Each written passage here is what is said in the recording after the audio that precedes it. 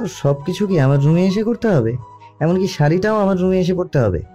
আর এই সকাল সকাল শাড়ি পরে কি করবি তুই? আমার জানা মতে ফাংশন সন্ধ্যার পর, এত তাড়াতাড়ি শাড়ি পরে করবিটা কি?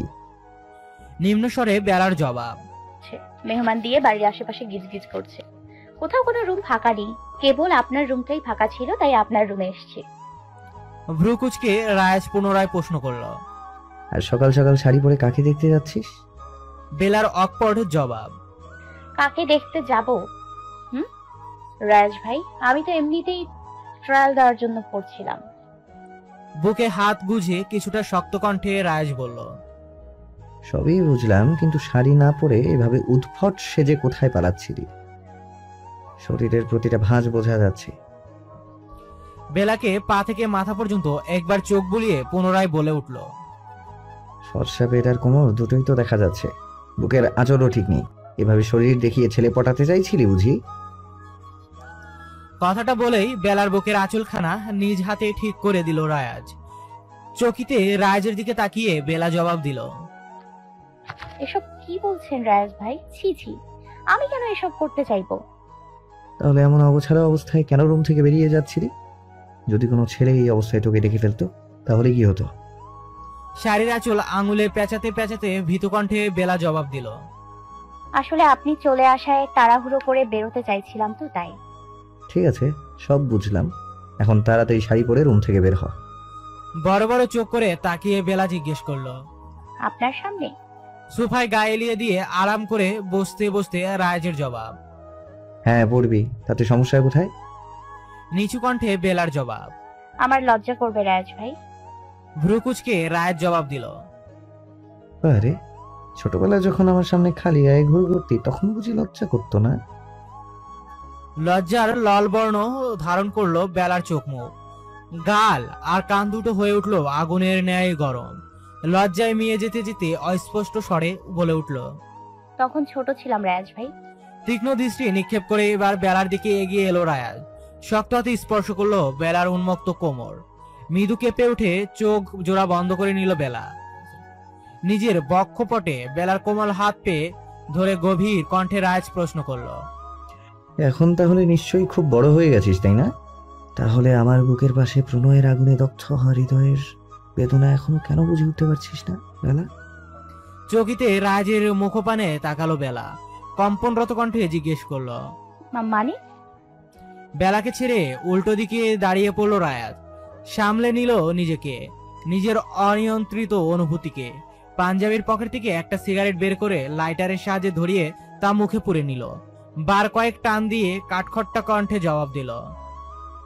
কিছু না, তাড়াতাড়ি শাড়ি পরে বের হওয়া আমার রুম থেকে। অভিমানে চোখ ভরে এলো বেলার। রাজ ভাই সব সময় তার সাথে এমন করে। প্রথম প্রথম নিজের বেলাকে কি সব উদ্ভট টাইপ কথাবার্তা বলে।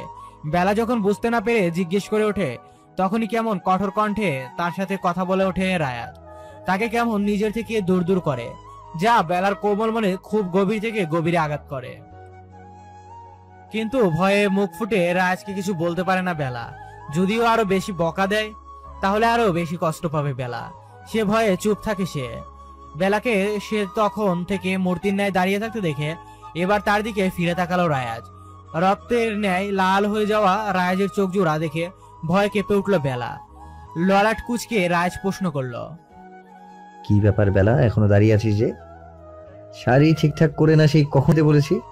স্কুলে যাবি না নাকি? খাম্বার মতো না দাঁড়িয়ে থেকে এবার তাড়াতাড়ি বের হ।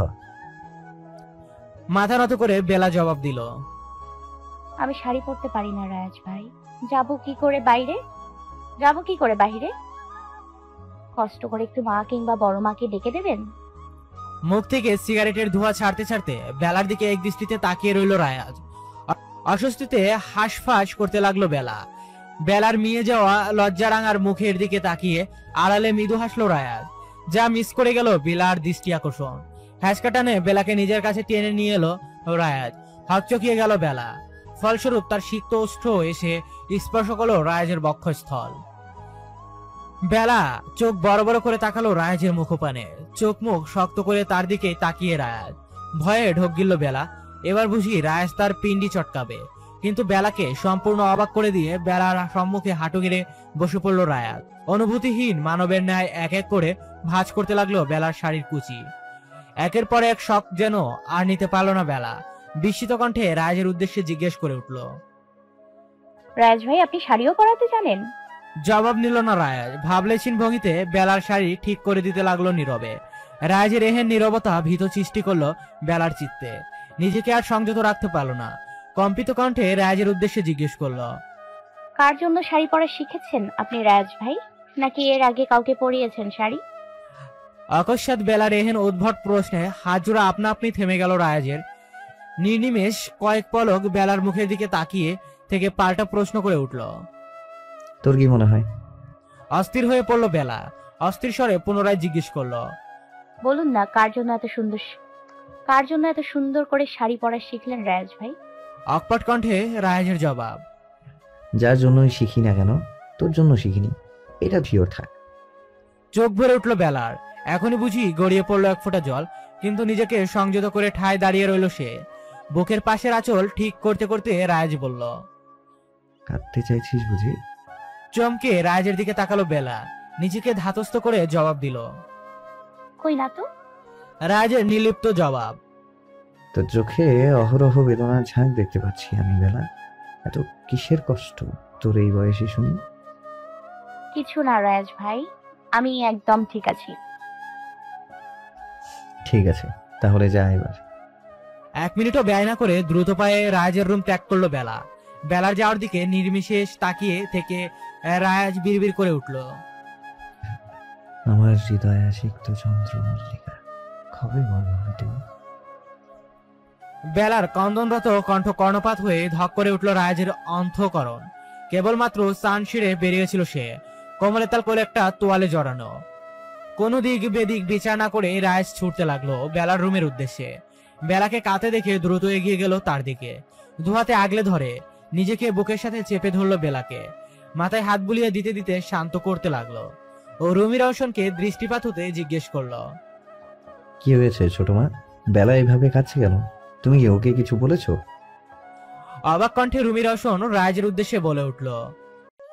তার আগে তুই বল, তুই এমন অর্ধলগ্ন হয়ে শুধু একটা তোয়াল পরে এতগুলো মহিলা মানুষের সামনে ঘুরঘুর করছিস কেন? কথাটা শেষ করতেই রুমে উপস্থিত থাকা সকলে জোরে হেসে উঠল। সংবিত ফিরে এলো রায়াজের। তবে এক চুলও নড়ল না সে।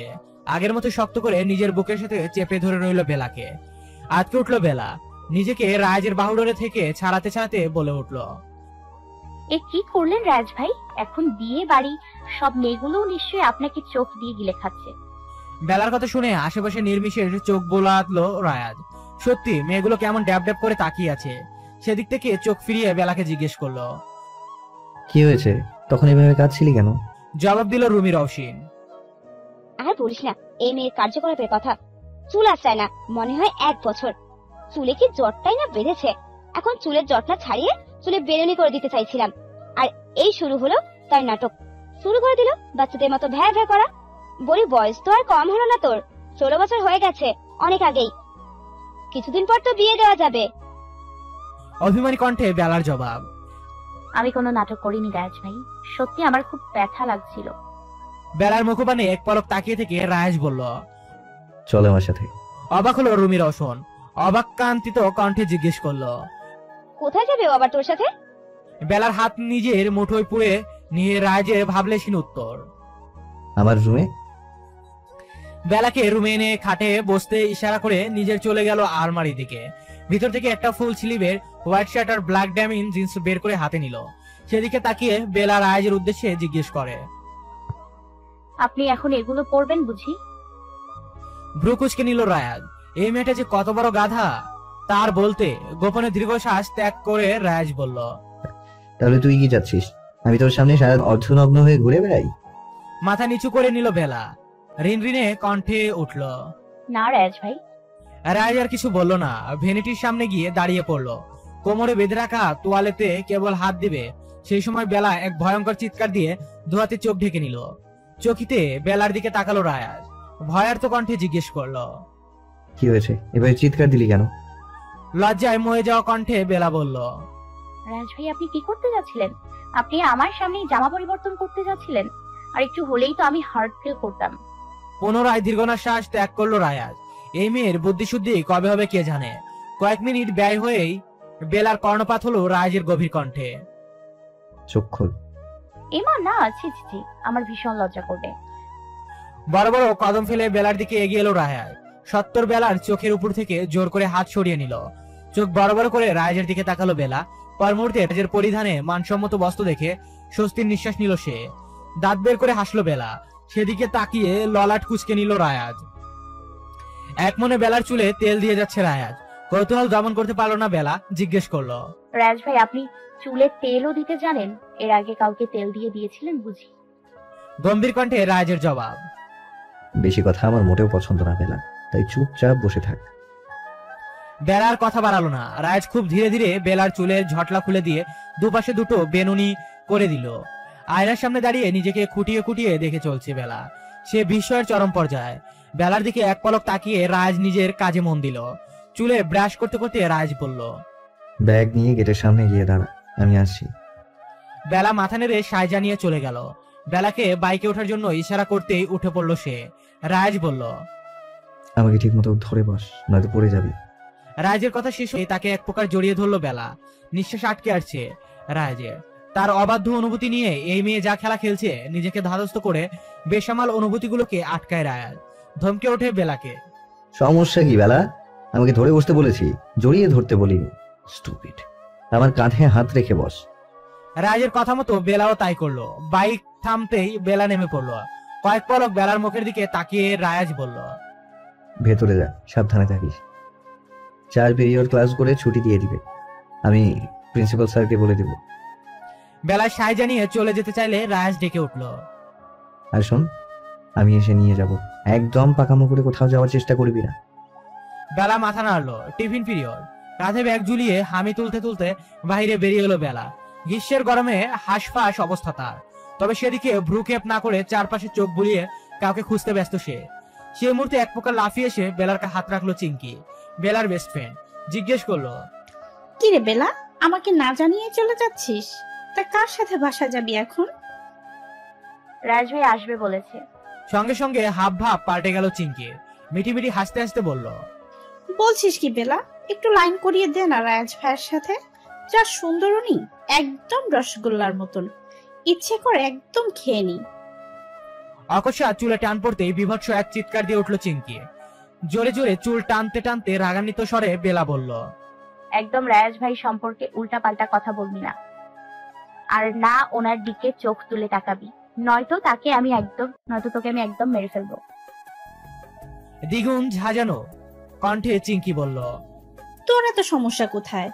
রাজ ভাই কি তোর প্রেমিক লাগে, নাকি উনি তোকে ভালোবাসে? যে কোনো মেয়ে তাকে পছন্দ করলেই তুই এমন করিস? দমেগে বেলা ছিঁড়ে দিল চুল। টু শব্দ না করে এগোতে লাগলো সামনের দিকে। পিছনে ফিরে চিঙ্কি বলল, রাগ করিস না, আর সন্ধ্যায় রেডি হয়ে চলে আসিস জান। মুখ ভেঙচি কাটলো চিঙ্কি। মৃদু হাসলো বেলা। পা চালালো আবারও সামনের দিকে। বেশ কিছু দূরে দর্শন মিলল রায়াজের। সেদিকে এগোলো সে।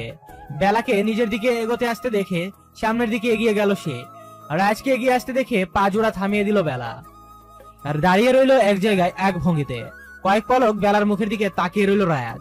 অতঃপর পকেট থেকে রুমাল বের করে ঘামে ভিজে যাওয়া পুরো মুখ মুছে দিল বেলার। মূর্তির ন্যায় দাঁড়িয়ে রইল। রায়াজ জিজ্ঞেস করলো, খুব গরম লাগছে কি? মাথা নাড়লো বেলা। রায়াজ বলল, আচ্ছা চল। বেলার এক হাত নিজের মুঠোয় পুড়ে নিয়ে সামনের দিকে এগোতে লাগলো রায়াজ।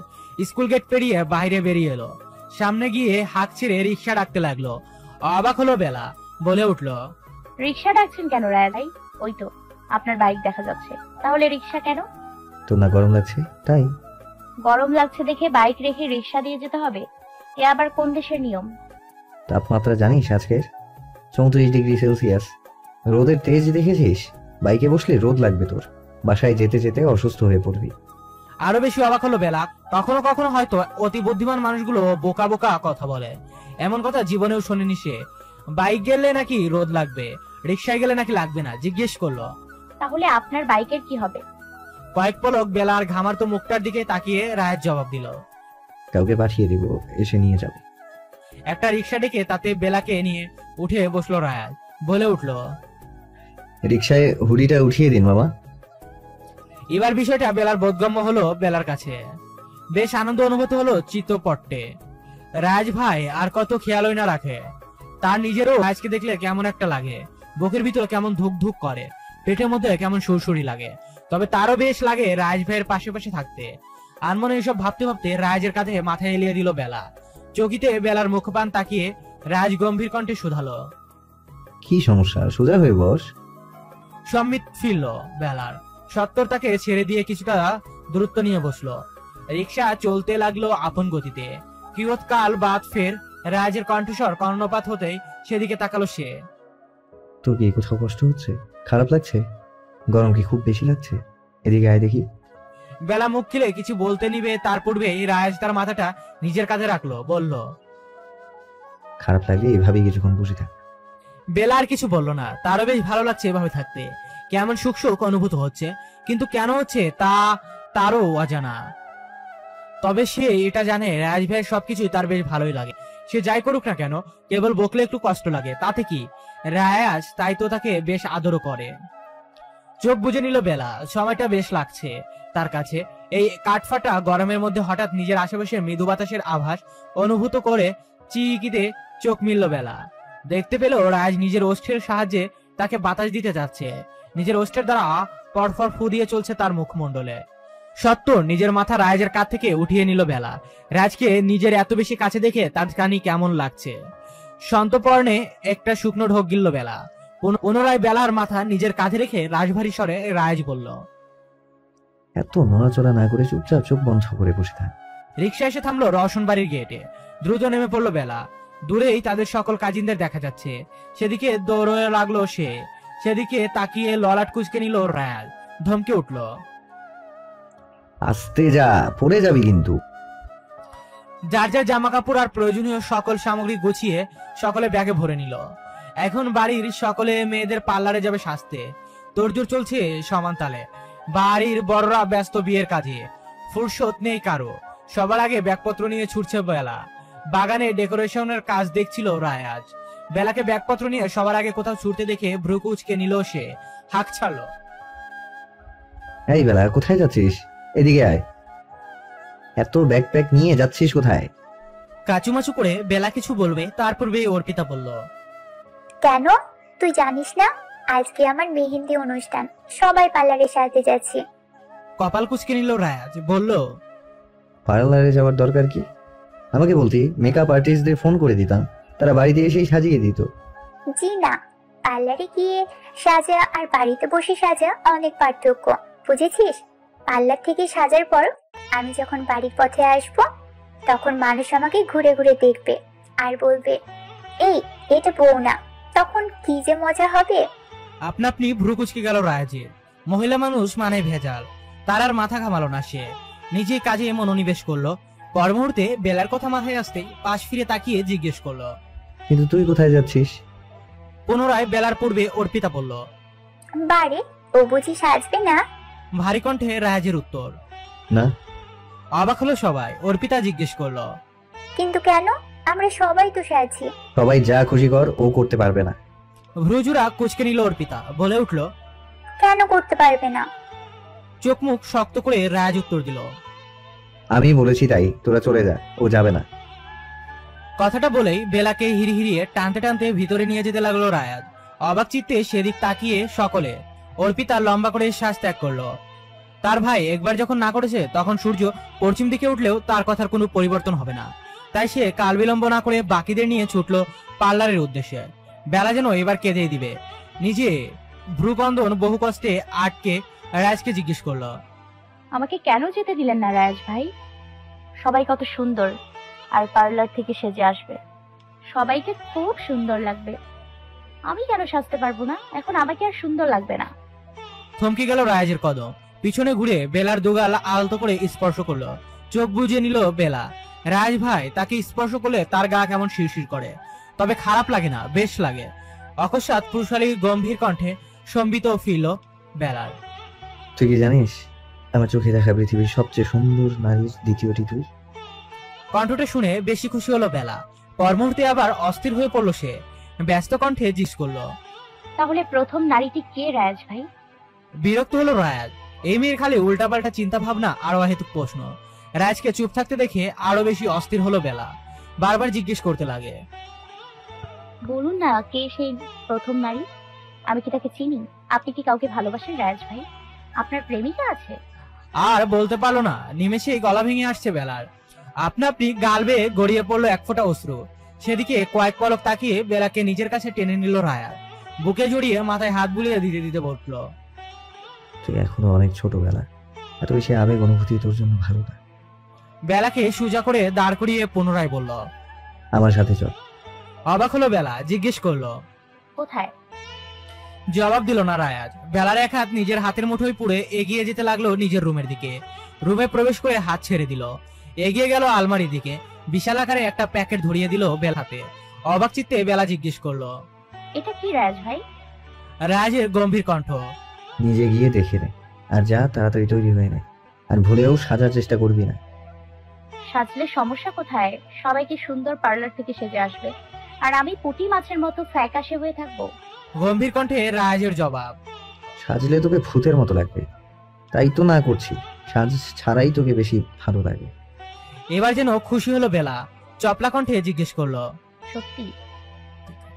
রায়াজ মাথা নাড়ল। পর মুহূর্তে পকেট থেকে একটা বক্স বের করলো রায়াজ। হাঁটু গেড়ে বসে পড়লো বেলার সম্মুখে। বক্সের ভিতর থেকে বের করলো এক জোড়া নুপুর। বেলার এক পা নিজের পায়ের উপর রেখে নুপুর জোড়া এক এক করে দু পায়ে পরিয়ে দিল। অতি সন্তর্পণে বেলার পা নিজের ওষ্ঠের সিক্ত স্পর্শ এঁকে দিল রায়াজ। চকিতে রায়াজের দিকে তাকালো বেলা। সত্তর উঠে দাঁড়ালো সে। পিছুকি হয়ে দাঁড়িয়ে ভারী কণ্ঠে বলল, নিজের রুমে যা এবার। বেলার কিছু না বলে নিজের রুমের দিকে ছুটলো। হাঁপ ছেড়ে বাঁচলো যেন রায়াজ। এই অবুঝ মেয়েটা যে আর কবে বুঝবে তাকে কে জানে। এমনিতে এই মেয়েকে দেখলে চোখ ঝলসে যায় তার, বেসামাল হয়ে পড়ে সে। তার উপরে এই মেয়ে যদি সেজেগুজে তার চারপাশে ঘুরঘুর করে, তাহলে আর নিজেকে কোনোভাবে কন্ট্রোল করতে পারবে না সে। তাছাড়া নিজেকে নিয়ে কত টেনশন তার। তার উপর যদি অন্য কারো নজর পড়ে বেলার উপর, তাহলে তার নিজের কপালে পড়বে। নিজের ভালো পাগলেও বোঝে। চিন্তা ভাবনা বাদ দিয়ে নিজের কাজের দিকে ছুটলো রায়াজ। বোনের বিয়ের সকল কাজ তাকেই দেখতে হবে। বাড়ির একমাত্র ছেলে সে। নিজের রুমে বসে পকেটের ভিতর থেকে সকল জিনিস এক এক করে বের করে দেখছে বেলা। প্রথমে লাল রঙের বেশ সুন্দর একটা শাড়ি বের করলো সে। শাড়ির সাথে ম্যাচিং করে রয়েছে দুমুঠো কাচের চুড়ি। চোখ চকচক করে উঠলো বেলার। রাজ ভাই কত সুন্দর সুন্দর জিনিস উপহার দিয়েছে তাকে। আজকে মেহেন্দিতে সে এই শাড়িটাই পরবে। তাৎক্ষণিক তার রুমে প্রবেশ করলো রুমি রওশন। মেয়েকে আগে নেয় অগোছালো দেখে ঝাঁকিয়ে উঠলো, কি ব্যাপার, এখনো তৈরি হসনি কেন? তুমি তৈরি করে দাও মা। কিরে, সবাই তো মনে হয় পার্লারে গেল, তুই গেলি না কেন? নিচু কণ্ঠে বেলার জবাব, এমনি জানি মা, তোমার হাতে তৈরি হতে ইচ্ছা করছিল তাই। যেন খুশি হলেন রুমি রওশন। এগিয়ে এলেন মেয়ের দিকে, বলে উঠলেন, চল তাহলে, তোকে তৈরি করে দিচ্ছি। ওই দেখ, 5:30 বেজে গেছে এর মধ্যেই। রুমি রওশন নিজের সাথে নিয়ে আচ্ছা ব্যাগ থেকে এক এক করে সকল জিনিসপত্র বের করতে লাগলেন। সেদিকে তাকিয়ে বেলার মনে পড়ে গেল, আজকে এই থিম তো গাঢ় সবুজ রঙের শাড়ি, সকলে তাই পরবে। মন খারাপ হলো বেলার। রাজভাইয়ের দেওয়া শাড়িটা পরতে পারবে না এই ভেবে। সকলে গ্রাম্য স্টাইলে শাড়ি পরবে, তাই সেও মাকে বলল সেভাবে শাড়ি পরিয়ে দিতে। রুমি রওশন মেয়ের কথা মতো তাকে শাড়ি পরিয়ে দিল। শাড়ি পরা শেষে ভ্যানিটির সমীপে নিয়ে বসলো। বেলা জিজ্ঞেস করলো, এখানে আনলে যে কি করবে মা? তোকে একটু সাজিয়ে দে। আজকে উঠে বেলা বলল, না না না মা, আমি সাজবো না।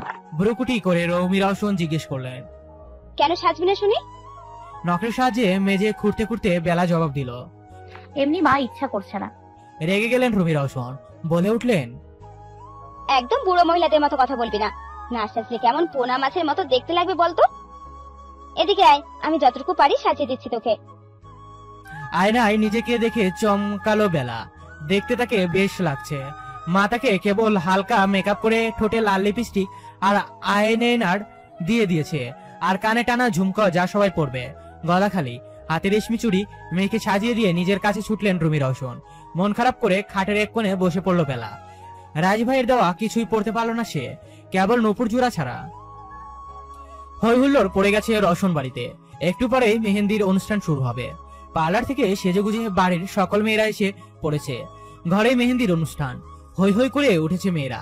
মেহেদি পড়া শুরু হলো বলে অনুষ্ঠানটা কেবল মেয়েদের, এখানে ছেলেদের কোনো কাজ নেই, তাই ছেলেগুলো নিজেদের মতো করে অন্যথায় এনজয় করছে। অর্পিতার পাশে বসে খেজুরে আলাপে মেতে বেলা। অকস্মাৎ বাড়ির কাজের মেয়ে জুথি এসে বলল, বেলা আপা আপনার সাথে যাইতে কইছে। কে? উত্তর আর দিতে পারলো না জুথি, তার পূর্বেই ডাক পড়লো তার। সেদিকে ছুটলো সে, ললাট কুচকে ছাদের দিকে এগুতে লাগলো বেলা। সিঁড়ি বেয়ে ছাদের দিকে উঠতেই অকস্মাৎ কোনো ছায়ামূর্তি বেলাকে নিজের সঙ্গে চেপে ধরলো। আজকে উঠে যে চিৎকার দিতে যাবে তৎক্ষণাৎ কর্ণগোচর হতো মাদক মিশ্রিত পুরুষালী হাসকিশোর। আর কত মারবি আমায়? সবাই তখন পড়তে পড়তে আমি তো শেষ। আর কত মারবি আমায়? বুঝলো এটা রায়াজ। কেঁপে উঠলো তার সর্বাঙ্গ, কম্পনরত সে বেলা শুধালো, আমি আবার কি করলাম? অনেক কিছুই। সাজতে মানা করেছিলাম না, তারপরও সেজেছিস কেন? আর ঠোঁটে লাল রঙের লিপস্টিক পরার সাহস পেলি কোথায়? বলে নিজের বৃদ্ধা আঙ্গুলের সাহায্যে বেলার ওষ্ঠ হতে লিপস্টিকটুকু মুছে দিল রায়াজ। কম্পন যেন বেড়ে গেল আরো কয়েক গুণ। রায়াজের নজর এখনো বেলার ওষ্ঠের দিকে। সেদিকে দৃষ্টি রেখে উন্মুক্ত কোমরে হাত রেখে নিজের খুব সন্নিকটে নিয়ে এলো বেলাকে। নিজের মুখে নামিয়ে আনলো বেলার ওষ্ঠের খুব কাছাকাছি। আবেশে চোখ বুঝে নিল বেলা।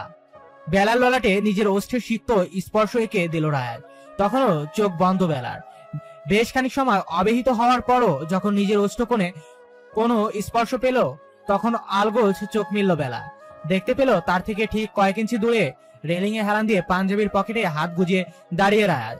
দৃষ্টি তার বেলাতে স্থির। চোখ খুলতেই বেলার উদ্দেশ্যে রায়াজ বলল, এই ছোট্ট বয়সে এসব উল্টাপাল্টা চিন্তা ভাবনা নিয়ে ঘুরিস কিভাবে?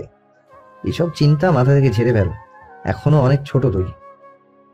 অতঃপর বেলার খুব সন্নিকটে এসে কিঞ্চিৎ ঝুঁকলো বেলার দিকে। পুনরায় উন্মুক্ত কোমরে নিজের শক্তপোক্ত হাত চেপে ধরে টেনে নিল নিজের আরো কাছে। বলে উঠল, তুই যেটার কথা ভেবেছিলি তার সময় এখন নয়, আরো পরে। কথাটা বলেই বেলার ডান গালে সশব্দে একটা চুমু এঁকে দিল। আপনা আপনি দু চোখ বড় হয়ে গেল বেলার। চলছে সমান তালে মেহেদি পড়া, হই হুল্লোড় পুরো দমে। এক পাশে অর্পিতাকে মেহেদি পড়াচ্ছে একজন, অপর পাশে কিয়ারা নিজের মেহেদি নিজেই পড়ছে। সে সময় হাঁপাতে হাঁপাতে নিচে এলো বেলা। দৌড়ে আসার ফলে খুব বিধ্বস্ত দেখাচ্ছে বেলাকে, চোখ মুখ কেমন লাল হয়েছে। সেদিকে তাকিয়ে সকলে অবাক। বেলাকে নিজের কাছে ডাকলো অর্পিতা। কম্পিত পায়ে সেদিকে এগিয়ে গেল। একটানে নিজের পাশে বসিয়ে অর্পিতা জিজ্ঞেস করলো। মৃদু আওয়াজ তুলে বেলা বলল, রাজ ভাই। এবার সুর টেনে অর্পিতা বলতে লাগলো, ওহো, আমার ভাই কিন্তু সেই রোমান্টিক বল। তা কি কি করলো? অবাক নয়নে তাকিয়ে বেলা জিজ্ঞেস করলো। কি আবার করবে? ভ্রুক্ষেপহীন ভঙ্গিতে অর্পিতা জিজ্ঞেস করলো। তাই কিছুই করেনি? কম্পনরত কণ্ঠে বেলার উত্তর, কি আবার করবে? আচ্ছা ছাড় এসব, তোদের পার্সোনাল কথা তোদের মধ্যেই থাক। ওই দেখ তোর সতীন। বিস্মিত কণ্ঠে বেলা জিজ্ঞেস করলো। সতীন মানে? মৃদুকে সে নিজের গলা পরিষ্কার করলো অর্পিতা। হামি তুলতে তুলতে বলে উঠলো, প্রেমের দিওয়ানি। এবার কিছুটা নড়ে চড়ে বসলো যেন বেলা। কৌতূহলবশত কণ্ঠকে জিজ্ঞেস করলো, কে এই মেয়ে? চিনলাম না তো। কি আর হবে, আমার ছোট খালামণির মেয়ে পায়েল। পায়েল আপু? চেনাই যাচ্ছে না, কত সুন্দর হয়ে গেছে আগের থেকে। হ্যাঁ সেটাই তো কথা। এখন রায়েশ ভাইয়া যদি পায়েলের প্রেমে পড়ে যায় বেশ হবে বল। পায়েলকে কিন্তু আমার বেশ লাগে, মায়েরও খুব পছন্দ। কথাটা বলে বেলাকে কোনো দিয়ে গুঁতো মারলো অর্পিতা। আতঙ্কের এক ভয়াবহ রেশ কেটে গেল বেলার চিত্তপটে। রাজ ভাই যদি সত্যি সত্যি পায়েল আপুকে পছন্দ করে ফেলে তাহলে কি হবে? তীর তীর করে ঘামতে লাগলো বেলা। ভ্রুকুচকে অর্পিতা জিজ্ঞেস করলো, কি রে, কি হয়েছে তোর? হঠাৎ এমন ঘামছিস কেন? দুদিকে মাথা নাড়লো বেলা, যার অর্থ কিছুই হয়নি তার। অর্পিতা একজন আর্টিস্টকে বলল বেলার শ্বাস ঠিক করে দিতে। শঙ্কিত চিত্রে বেলা নাকচ করলো, কিন্তু কে শুনে কার কথা। অবশেষে বাধ্য হয়ে শ্বাস ঠিক করতে গেল বেলা। মেয়েটি শ্বাস ঠিক করার কথা বলে তাকে বেশ মেকআপ লাগিয়ে দিয়েছে। তপ্ত শ্বাস ত্যাগ করলো বেলা। রায়াজে ভাই নিশ্চয় তাকে এবার আচ্ছা মতো বকে দিবে।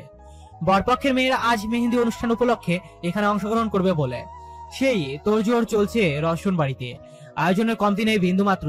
গেটের সামনে অহরহ গাড়ির আগমন দেখে সেদিকে ছুটলো সকলে। তবে মেহমানদের দেখে খুশি হওয়ার বদলে অবাকই বেশি হলো বই কি। মেয়েদের অনুষ্ঠানে হওয়ার সুবাদে কেবল মেয়েদের আনগুনাই মুখ্য, কিন্তু অকস্মাৎ বেশ কিছু ছেলে মেয়েদের আগমনে অবাক হওয়া স্বাভাবিক বিষয়। পর মুহূর্তে অবাকের রেশ কাটিয়ে মেহমানদের সাদরের সঙ্গে ভিতরে নিয়ে গেল সকলে। মেহমানদের খাবার দেওয়া হলো।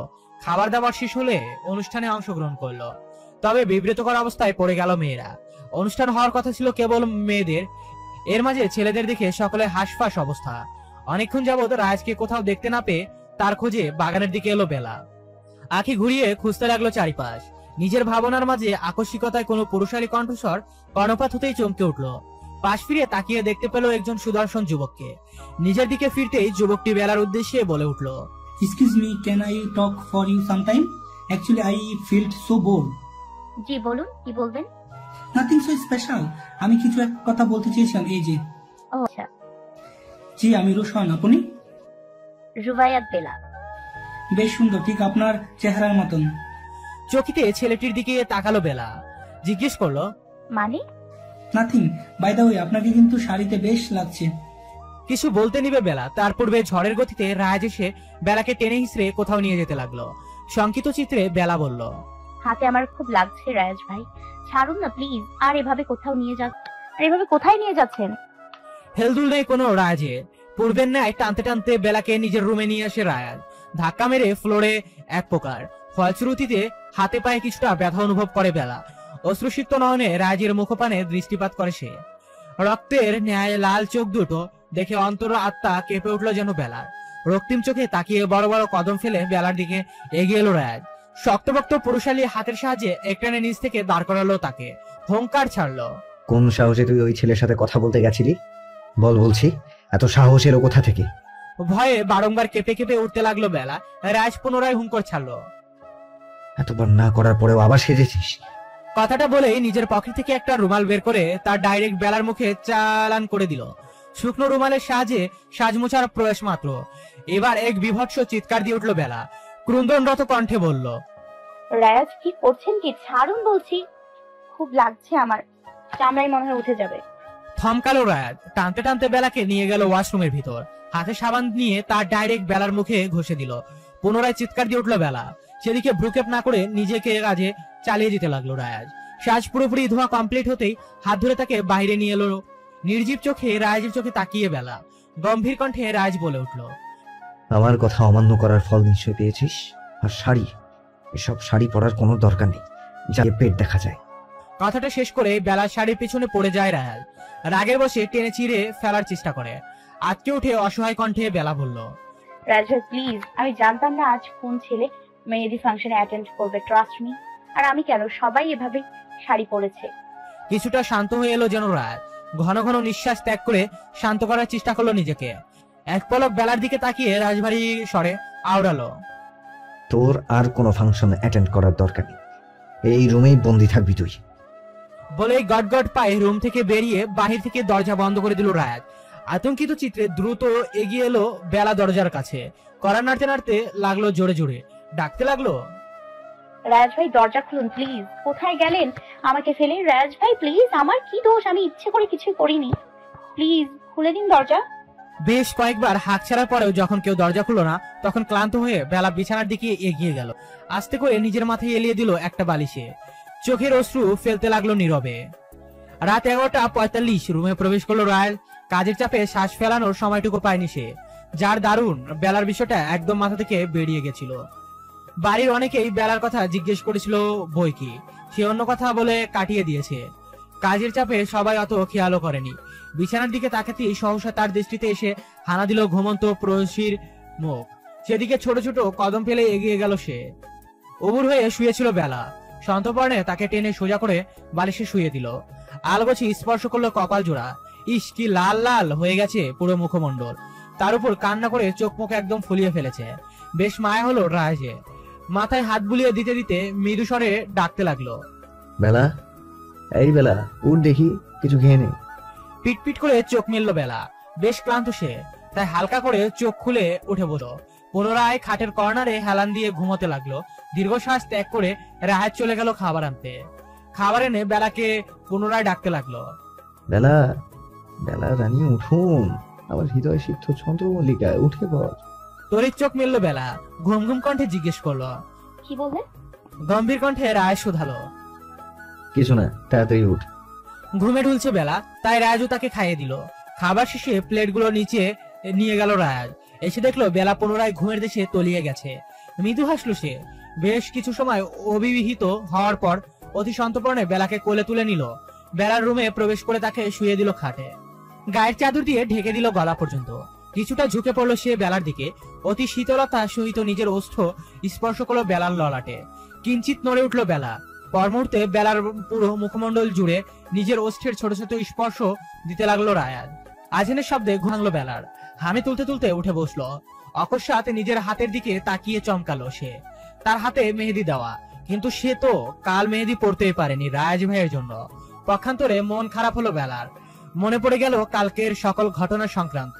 কিন্তু সে তো রায়াজ ভাইয়ের রুমে ছিল, তাহলে এখানে এলো কি করে? আর এই মেহেদি, তার হাতে মেহেদি বা দিল কে? ভাই, তুই সারা রাত আমাকে বসিয়ে রেখে বেলার হাতে মেহেদি দিয়ে দিয়েছিস। তোর জন্য ঘুম নষ্ট হয়েছে রাতে আমার। এখন তাড়াতাড়ি এর ভরপাই দে। ভ্রুকুচকে রায়াজ জিজ্ঞেস করলো, কিসের ভর ভাই? আমার ঘুম নষ্ট করার আর বেলার হাতে মেহেদি দিয়ে দেওয়ার। টোটাল 2000 টাকা। বের কর এক্ষুনি। সাথে সাথে রাজ পকেট থেকে টাকা বের করে দিল অর্পিতার হাতে আর বলল, এবার বের হ আমার রুম থেকে। মুখ ভেঙচি কেটে অর্পিতা চলে গেল। বিকেল 4টা। বাড়ির বড়রা কাজে ব্যস্ত আর ছোটরা সাজে। আজকে আর কেউ পার্লারে যায়নি। বাড়িতেই বিউটিশিয়ান আসবে, তবে রাজের কড়া নিষেধাজ্ঞা। বেলা যেন কোনোভাবে কোনো প্রকার সাজ দিতে না পারে। রাজের কড়া নিষেধে সকলে মাথা পেতে নেয়, কারণ সকলেই জানে তাদের ভাই কি রাগী। নিজের রুমে বসেছিল বেলা, তখন ওই জুথির আগমন। দাঁত কিলিয়ে জুথি বেলার উদ্দেশ্যে বলল, বেলাপা, রাজ ভাই আপনারে তার রুমে ডাকতেছি। মাথা নেড়ে বেলা রাজের রুমের উদ্দেশ্যে পা বাড়ায়, কারণ সে জানে এখন না গেলে তাকে আরো বেশি ঝামেলা পোহাতে হবে। রুমে প্রবেশ করে কাউকে দেখতে পায়নি বেলা। ওয়াশরুম থেকে পানি পড়ার শব্দ আসছে, যার দরুন বোঝা যায় রাজ ওয়াশরুমে। কিয়ৎ কাল বাদ বাহিরে বেরিয়ে আসে রাজ। বেলার দিকে এক পলক তাকিয়ে চলে যায় আলমারির দিকে। সেখান থেকে একটা প্যাকেট বের করে বেলার হাতে ধরিয়ে দেয়। আদেশ দেওয়ার ভঙ্গিতে বলে, আজকে এই শাড়িটাই পরবি। কালকের মতো পাকামো করে যদি অন্য শাড়ি পরতে যাস তো আমার চেয়ে খারাপ আর কেউ হবে না। আর হ্যাঁ, অবশ্যই সাজার চেষ্টা করবি। আর শাড়ি পরার পর যেন শরীরের কোনো অংশ দৃশ্যমান না থাকে। Got it? ভীতু চোখে তাকিয়ে বেলা দুদিকে মাথা নাড়ায়। ঠিক আছে, তাহলে যাই এবার। বরের বাড়ি থেকে অহরহ মেহমানদের আগমন ঘটেছে। মেহমানদের আপ্যায়নে ব্যস্ত সকলে। বেলাকে আজ নিজের কাছে থেকে এক চুলো দূরে সরায়নি রায়াজ, বরঞ্চ বেলার একটা হাত নিজের হাতের মুঠোয় পুড়ে নিয়ে প্রতি মুহূর্তে যেখানে যাচ্ছে নিজের সাথে নিয়ে যাচ্ছে তাকে। এ কিনা ক্ষোভের শেষ নেই বেলার। কোনো প্রকার মজ মাস্তি করতে পারছে না সে রায়াজের জন্য। তবুও কিছু বলা নেই তার রায়াজকে। বেশ ভয় পায় কিনা। বেলাকে নিজের কাছে ডাকছিল অর্পিতা। ঠিক সে সময় জুথি চলে এলো সামনে। কানে কানে কি যেন বলে গেল বেলার। দ্রুত জনকলর ত্যাগ করে নিজের রুমের দিকে এগিয়ে গেল সে। সেদিকে তাকিয়ে বক্র হাসি ফুটে উঠল রায়াজের ওষ্ঠকোণে। আয়নার সামনে দাঁড়িয়ে শাড়ি ঠিক করতে ব্যস্ত বেলা। কোথাও দিয়ে নাকি তার শাড়ি নষ্ট হয়ে গেছে সেটাই করছে। সেই সময় তার রুমে আগমন ঘটে রায়াজের। সেদিকে তাকিয়ে নিজেকে দ্রুত ঠিক করে নেয় বেলা। বেলাকে নিজের কাছে ডাকে রায়াজ, জিজ্ঞেস করে, অর্পি তোকে ডাকছিল কেন জানিস? মাথা নেড়ে বেলা না বুঝায়, যার অর্থ সে জানে না। হ্যাচকাটানে বেলাকে নিজের অতি সন্নিকটে নিয়ে আসে রাজ। নিজের কপল দ্বারা ঘর্ষণ করে বেলার বাম কপলে। ফলে রাজের গালে লেগে থাকা হলুদ লেগে যায় বেলার গালে। নিজের গালে মৃদু ব্যথাও অনুভব হয় বেলার। গালে খোঁচা খোঁচা দাঁড়িয়ে থাকার কারণে এখন গালটা বেশ জ্বলছে তার। নিজের কাজ শেষ হতেই হেলে দুলে রুম থেকে বেরিয়ে যায় রায়াজ। হলুদের অনুষ্ঠানের সমাপ্তিতে সকলে চলে যায় বিশ্রাম করতে। আজ বেশ ধকল গেছে সকলের উপর দিয়ে। দেখতে দেখতে অর্পির বিয়েও শেষ হয়ে যায়। মেহমানরাও অলরেডি যার যার বাড়িতে চলে গিয়েছে। নিত্য নতুন কাজে সকলে ব্যস্ত হয়ে পড়ে। পড়ার টেবিলে বসে ঝিমুলে বেলা।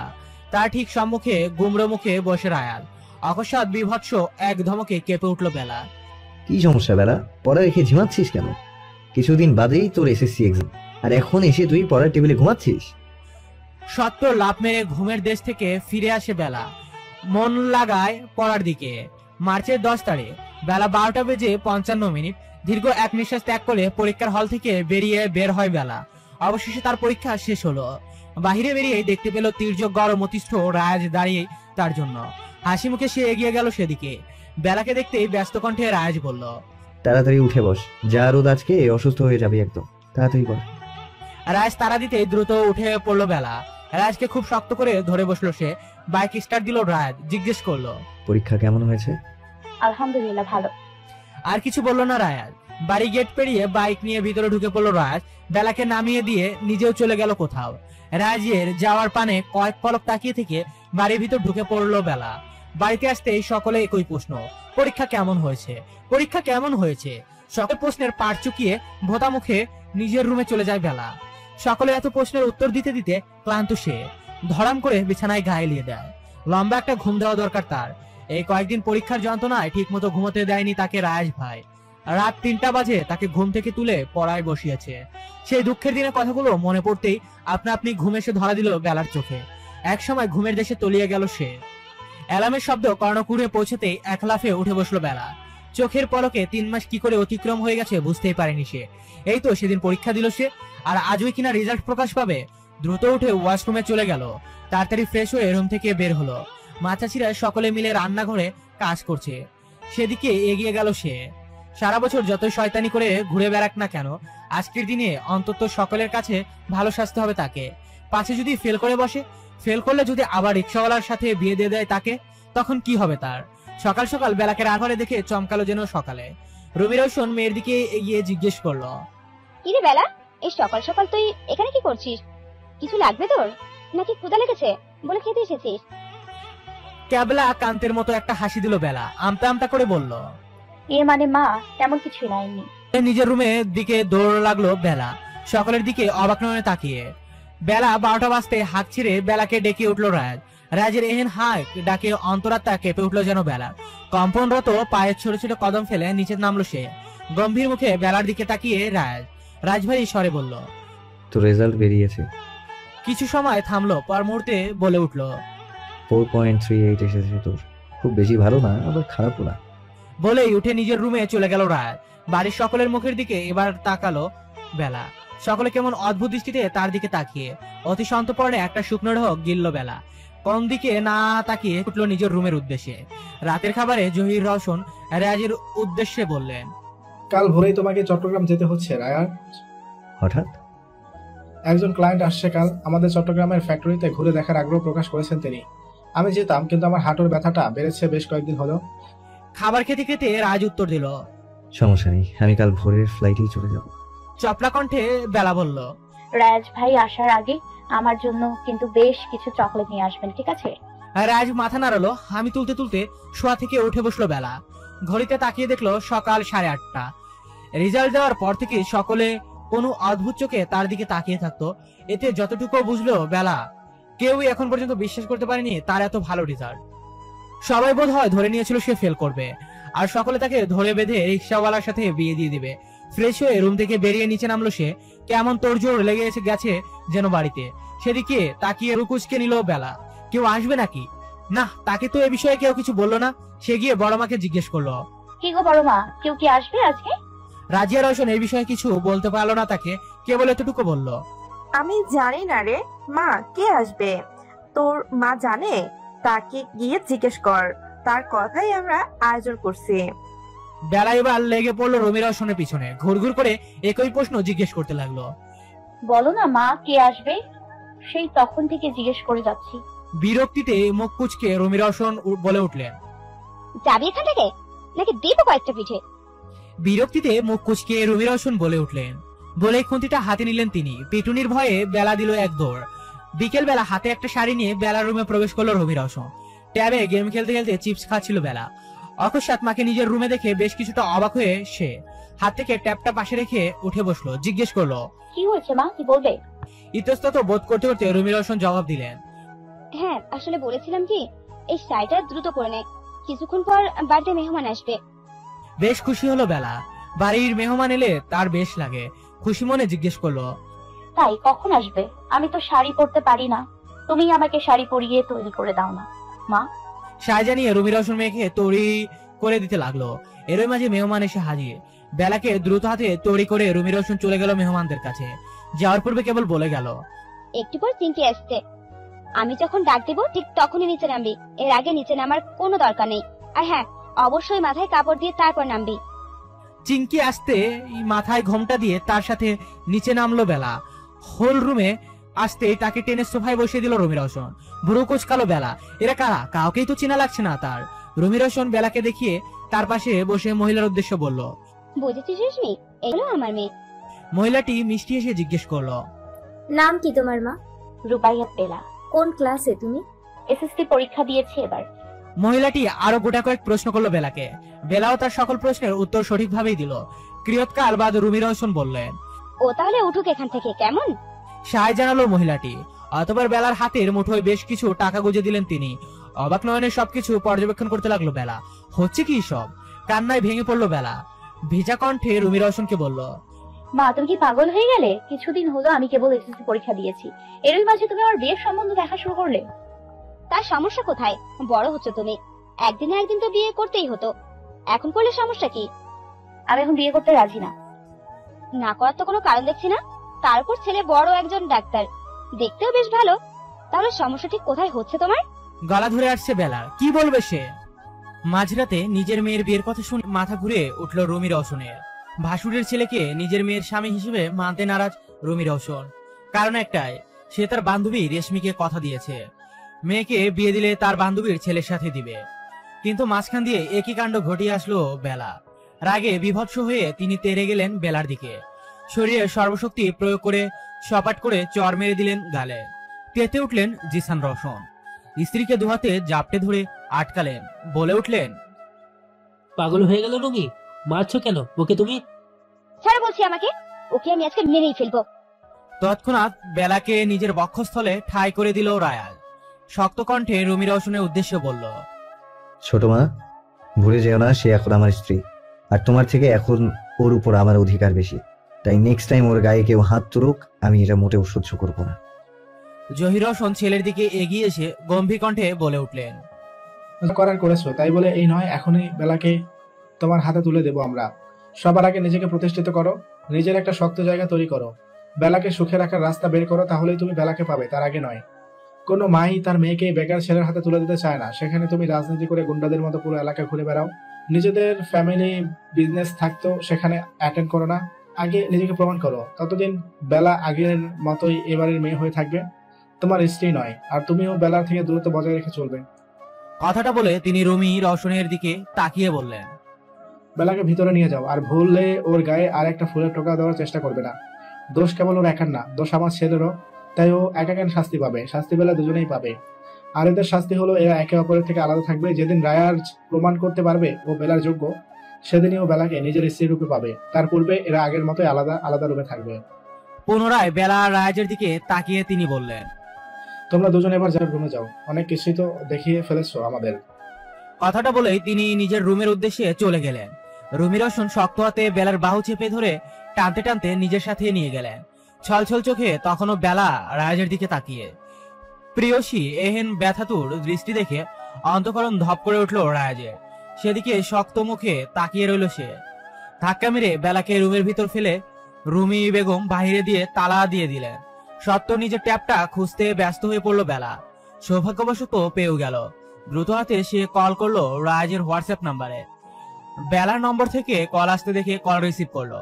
কান্না মিশ্রিত কণ্ঠে বেলা বলতে লাগলো, রায়াজ ভাই দেখুন না, মা আমাকে রুমের মধ্যে বন্দি করে রেখে গেছে। বলে ফুপিয়ে উঠলো সে। দীর্ঘশ্বাস ত্যাগ করলো রায়াজ। বলল, কাঁদছিস কেন বোকা মেয়ে? তাদের কি হলো এখানে? ছোট মা একটু রেগে আছে তো, তাই হয়তো এমন করেছে। চুপ কর, আর কাঁদতে হবে না। আচ্ছা ওয়েট, ভিডিও কল দিচ্ছি, আমার সাথে কথা বলতে থাক। কথাটা বলেই রায়াজ বেলাকে ফোন করলো। পরবর্তীতে তারা দুজনেই কেউ আর ঘুমালো না। সারা রাত জেগে একে অপরের সাথে কথা বলতে বলতে কাটিয়ে দিল। ভোরের দিকে রায়াজ বেলার উদ্দেশ্যে বলল, অনেক কথা হয়েছে, এবার চুপচাপ ঘুমাতে যা। সায় জানালো বেলা। তারও বেশ মাথা ধরেছে। অতিরিক্ত কান্না ও সারা রাত জেগে থাকার কারণে এই অবস্থা। ট্যাপটা পাশে রেখে বেলা তলিয়ে গেল ঘুমের দেশে। এক ধ্যানে বেলার মুখপানে তাকিয়ে রায়াজ। যতক্ষণ তার চোখ না লেগে যায় ততক্ষণ সে তাকিয়ে রইল প্রেয়সীর ঘুমন্ত মুখের দিকে। ঘড়ি কাটা বেলা 8টার ঘরে এসে ঠিক করতেই মেয়ের রুমের দিকে এগিয়ে এলেন রুমি রওশন। তালা খুলে প্রবেশ করলেন রুমে। আদরে মেয়ের শুকিয়ে যাওয়া মুখের দিকে তাকিয়ে থাকলেন কয়েক পলক। ডাকতে চেয়েও ডাকতে পারলেন না, তাই আর না ডেকে নিঃশব্দে প্রস্থান করলেন। খাবার টেবিলে উপস্থিত সকলে, কেবল বেলা আর রায়াজ ছাড়া। ঠিক তখন নিচে নেমে এসে টেবিলে বসলো রায়াজ। জহির রওশনের দিকে তাকিয়ে বলল, বাবা, আমি আজ থেকে অফিসে জয়েন করতে যাচ্ছি। খাবার মুখে নিতে নিতে জহির রওশন জবাব দিলেন, তা বেশ তো, যাক অবশেষে তোমার সুবুদ্ধি হলো। রুমে প্রবেশ করে বেলাকে ভিডিও কল দিল রায়াজ। প্রথমবার ফোন রিসিভ হলো না অপর পাশ থেকে। পরবর্তীতে কল করার সাথে সাথে ফোন রিসিভ হলো। বেলার ঘুম জড়ানো মুখের দিকে তাকিয়ে রায়াজ। বেশ স্নিগ্ধ লাগছে তাকে। চোখ জড়িয়ে গেল রায়াজ। মৃদু কণ্ঠে বলে উঠল, তাড়াতাড়ি উঠে গিয়ে দরজা খোল, দেখ জ্যোতি তোর জন্য নাস্তা নিয়ে দাঁড়িয়ে আছে। মাথা নেড়ে সম্মতি জানিয়ে দরজা খুলে চলে গেল বেলা। দরজার বাইরে হাতে খাবার প্লেট নিয়ে দাঁড়িয়ে জ্যোতি বেলাকে দেখতে পেয়ে ফিসফিসিয়ে বলে উঠল, বেলা আপা, রাজ ভাই আপনার জন্য নাস্তা পাঠাইছে, তাড়াতাড়ি খাইয়া লন। তুই খেয়েছিস? হ, সবাই খাইছি, এখন আপনি খান তাড়াতাড়ি। খাবারটা হাতে নিয়ে বেলা রুমের ভিতর চলে এলো। খাবার নিয়ে বসে পড়লো ট্যাবের সামনে। ওপাশ থেকে তখনও বেলা কার্যকৃতি দেখে চলছিল রায়াজ। মৃদু সুরে সে বলল, তাড়াতাড়ি খেয়ে নে, তোকে খাইয়ে এখন আমি অফিসে যাব। অবাক হলো বেলা, জিজ্ঞেস করলো, অফিসে? আপনি অফিসে কেন যাবেন? হাসলো রায়াজ, উত্তর দিল, আজ তো একটা বউ পালতে তোর টাকা দরকার, তাই না? বউকে খাওয়াতে, তার সকল চাহিদা পূরণ করতে আমাকেই করতে হবে, তাই টাকা কামাই করতেই অফিসে যাচ্ছি। চোখ ছলছল করে উঠলো বেলার। মানুষটা কত কষ্টই না করেছে তার জন্য। ভেজা কণ্ঠে বেলা বলল, কিন্তু রায়াজ ভাই, আজ আপনার চোখগুলো তো অনেক লাল লাল দেখাচ্ছে। সারা রাতে তো ঘুমাননি, সকালেও ঘুমিয়েছেন বলে তো মনে হয় না। এই অবস্থায় আবার অফিসে যাচ্ছেন? নিজের ওপর এতটা প্রেসার দেয়া কি খুবই দরকার? কাল থেকে যান। মৃদু হাসলো রাজ, অমায়িক স্বরে বলল, কিন্তু তোকে যে আমার যত শীঘ্রই সম্ভব নিজের করে চাই। পর মুহূর্তে রাজ আবার বলল, তবে একটা জিনিস আমার মোটেও হজম হচ্ছে, তুই এখনো কেন আমাকে ভাই ভাই করছিস? আমি কি তোর ভাই লাগি? লজ্জায় লাল বর্ণ ধারণ করলো বেলার মুখমণ্ডল। মাথা পতিত করে জবাব দিল, না। তাহলে এত ভাই ভাই করছিস কেন? কোথাও দেখেছিস নিজের স্বামীকে ভাই বলে ডাকতে? নিচু স্বরে বেলা জিজ্ঞেস করলো, তাহলে কি বলে ডাকবো? ভাই ছাড়া যা খুশি তাই বলে ডাক। এই ভাই শুনতে শুনতে আমার কান পচে গেছে, তাই ভাই ডাক যেন না শুনতে হয় তার জন্য বিয়ে করে নিলাম। এরপরেও যদি ভাই ডাকিস, এবার অন্তত থাম। স্বামীকে তো মেয়েরা ও গো কি গো বলে ডাকে, আমি কি আপনাকে তাই বলে ডাকবো? ইচ্ছে আমার ভীষণ লজ্জা করবে আপনাকে এগুলো বলে ডাকতে রায়াজ ভাই। হতাশ হয়ে মাথা চাপড়ালো রায়াজ। আবারও সেই ভাই। বেলার খাওয়া শেষ হতে রায়াজ বলল, তোকে আজকে কলেজে ভর্তি করে দিয়ে আমি অফিসে যাব। বেলা মাথা নাড়িয়ে তৈরি হতে চলে গেল। তৈরি হওয়ার শেষে বেলা একটা টেক্সট করে দিল রায়াজের নাম্বারে। তারপর দুজনে বেরিয়ে পড়ে একসাথে।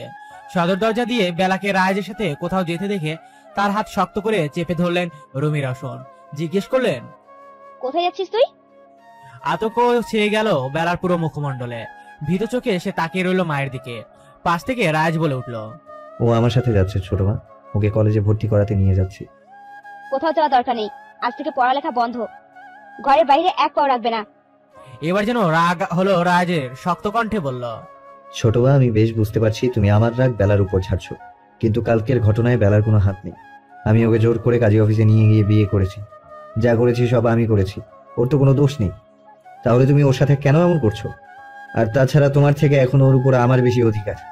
সেই সূত্রে আমি আমার স্ত্রীর পড়ালেখা বন্ধ করে দিব না চালু রাখবো, তার সম্পূর্ণ সিদ্ধান্ত নেওয়ার অধিকার কেবল আমার। কথাটা বলে একটানে বেলাকে রুমি রওশনের হাত থেকে ছাড়িয়ে নিজের সাথে নিয়ে যেতে লাগলো রায়াজ। কলেজ ভর্তি শেষ হলে বেলাকে বাড়িতে নামিয়ে দিয়ে গেল রায়াজ। নিজে চলে গেল অফিসের উদ্দেশ্যে। আজ থেকে তার কর্মজীবনের নতুন অধ্যায় শুরু। বাড়িতে ঢুকছিল বেলা, অকস্মাৎ মায়ের ডাকে থেমে যায়। কঠোর কণ্ঠে বেলাকে নিজের কাছে ডাকে রুমি রওশন। ভোতা মুখে সেদিকে এগিয়ে যায় বেলা।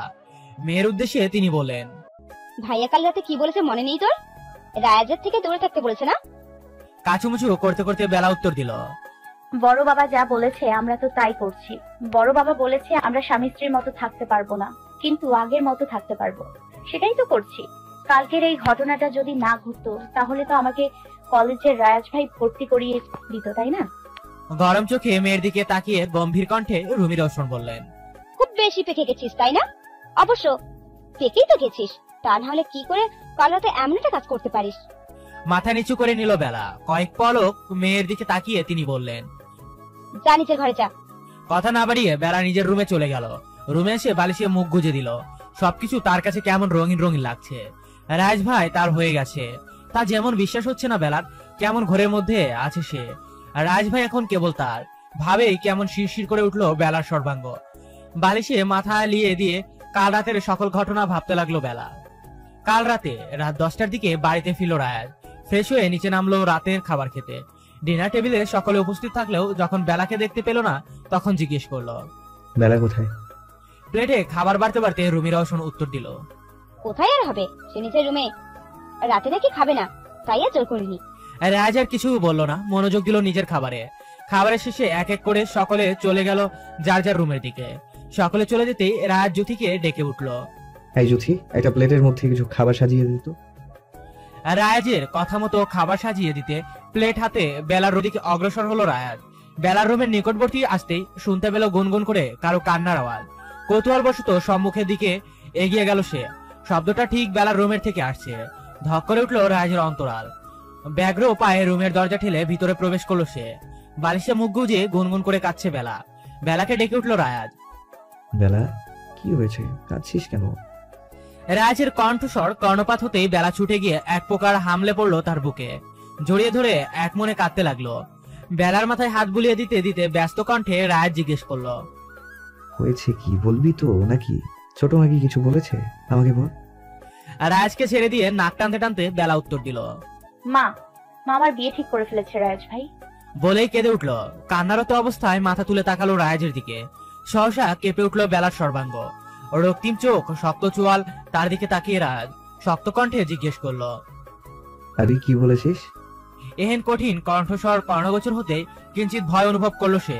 কম্পিত কণ্ঠে উত্তর দিল, আমি না করেছি মাকে, কিন্তু কিছুতেই মা আমার কথা শুনছে না। আপনি একটু কিছু একটা করুন রায়াজ ভাই। সহসা নিজের শক্তপোক্ত হাত দ্বারা বেলার হাত চেপে ধরলো রায়াজ। টানতে টানতে তাকে নিচে নিয়ে যেতে লাগলো। ভীত হলো বেলার চিত্ত। ভয়ার্ত কণ্ঠে জিজ্ঞেস করলো, আমাকে এভাবে কোথায় নিয়ে যাচ্ছেন রায়াজ ভাই? উত্তর দিল না রায়াজ। টানতে টানতে বেলাকে সদর দরজার সামনে এনে দাঁড় করালো। ভয়ের মাত্রা যেন আরো দ্বিগুণ বেড়ে গেল বেলার। ভীতিগ্রস্ত চোখে রায়াজের দিকে তাকিয়ে জিজ্ঞেস করলো, এত রাতে আমাকে কোথায় নিয়ে যাচ্ছেন? কোনো প্রত্যুত্তর না করে বেলাকে নিয়ে বাইরে বের হয়ে এলো রায়াজ। গ্যারেজ থেকে গাড়ি বের করে বেলাকে ইশারা করলো উঠে বসতে। উঠলো না বেলা, ঠায় দাঁড়িয়ে রইলো। এবার রেগে তাকে ধমকে উঠালো রায়াজ। সমস্যা কি, উঠছিস না কেন? তাড়াতাড়ি উঠে বস, আরো অনেক কাজ বাকি। অবাক হয়ে এলো বেলা, জিজ্ঞেস করলো, এত রাতে আপনার আবার কিসের কাজ, আর আমাকে কোথায় নিয়ে যাচ্ছেন? কোথাও যাব না আমি। রাগে ফেটে পড়লো রায়াজ। টানতে টানতে বেলাকে নিয়ে ধাক্কা মেরে গাড়ির ভিতর ফেলে দিল। নিজে গিয়ে দ্রুত ড্রাইভিং সিটে বসে গাড়ি স্টার্ট দিল। ছটফট করতে লাগলো বেলা। আতঙ্কিত কণ্ঠে বারংবার জিজ্ঞেস করতে লাগলো, কোথায় নিয়ে যাচ্ছেন রায়াজ ভাই? প্লিজ গাড়ি থামান, আমার খুব ভয় করছে। গাড়ি ড্রাইভ করা থামিয়ে গম্ভীর চোখে এবার বেলার দিকে তাকালো রায়াজ। রাজভারী কণ্ঠে জিজ্ঞেস করলো, আমার উপর বিশ্বাস নেই তো? বিশ্বাস করিস না আমাকে? রাজ এসে গভীর চোখের দিকে তাকিয়ে বেলা উত্তর দিল, তাহলে আর একটাও প্রশ্ন না করে চুপচাপ বসে থাক। পাঞ্জাবির পকেট থেকে মোবাইল বের করে সত্তর ফোন করলো কাউকে রায়াজ। ওপাশ থেকে ফোন রিসিভ হতে ভারী কণ্ঠে বলল, আমাদের এলাকার কাজী অফিসের সত্তর চাচা আছে না, ওই যে বিয়ে পড়ায়? ওই পাশ থেকে কি বললো শোনা গেল না। পর মুহূর্তে রায়াজ আবার বলল, ওনাকে দ্রুত তুলে নিয়ে আয় ওনার কাজী অফিসে। কথাটা শেষ করে মোবাইল পকেটে রেখে আবারও ড্রাইভিং এ মনোযোগ সে। শঙ্কিত হলো বেলার চিত্তে, জিজ্ঞেস করলো, কাজী অফিসে আমরা কেন যাচ্ছি রায়াজ ভাই? এবার বেশ রাগ হলো রায়াজের। এই মেয়েটার খালি অহেতুক প্রশ্ন। রাগান্বিত কণ্ঠে জবাব দিল, কেন, তুই কি ফিদার খাস? জানিস না মানুষ কি করতে কাজী অফিসে যায়? ভয়ে এবার কেঁদে দিল বেলা। ক্রন্দনরত স্বরে বলল, প্লিজ রায়াজ ভাই না, এমনটা করবেন না, আমি কোথাও যাব না, আমাকে বাড়ি দিয়ে আসুন। বেলার কথাকে তেমন পাত্তা দিল না রায়াজ। নিজ মনে ড্রাইভ করতে লাগলো সে। কাজী অফিসের সামনে গাড়ি থামতে বেলাকে ভিতর থেকে টেনে হিসড়ে বের করে আনলো। রাগী স্বরে বেলার উদ্দেশ্যে বলল, চুপচাপ ভেতরে যাবি, কোনো প্রকার সিন ক্রিয়েট করার চেষ্টা করবি না, তো আমার যে খারাপ কেউ হবে না। রায়াজের ধমকিতে দমে গেল না বেলা। পূর্বের ন্যায় থম মেরে দাঁড়িয়ে রইল আগের জায়গায়। রাগ যেন তিরতির করে বাড়তে লাগলো রায়াজের। কোন দিকে বিচার বিবেচনা না করে বেলাকে একটানে নিজের কাছে তুলে নিল। চিৎকার দিয়ে উঠলো বেলা। কাজী অফিসের ভিতরে গিয়ে তৎক্ষণাৎ তাকে নিচে নামিয়ে দিল রায়াজ। টেনে নিয়ে গিয়ে বসলো।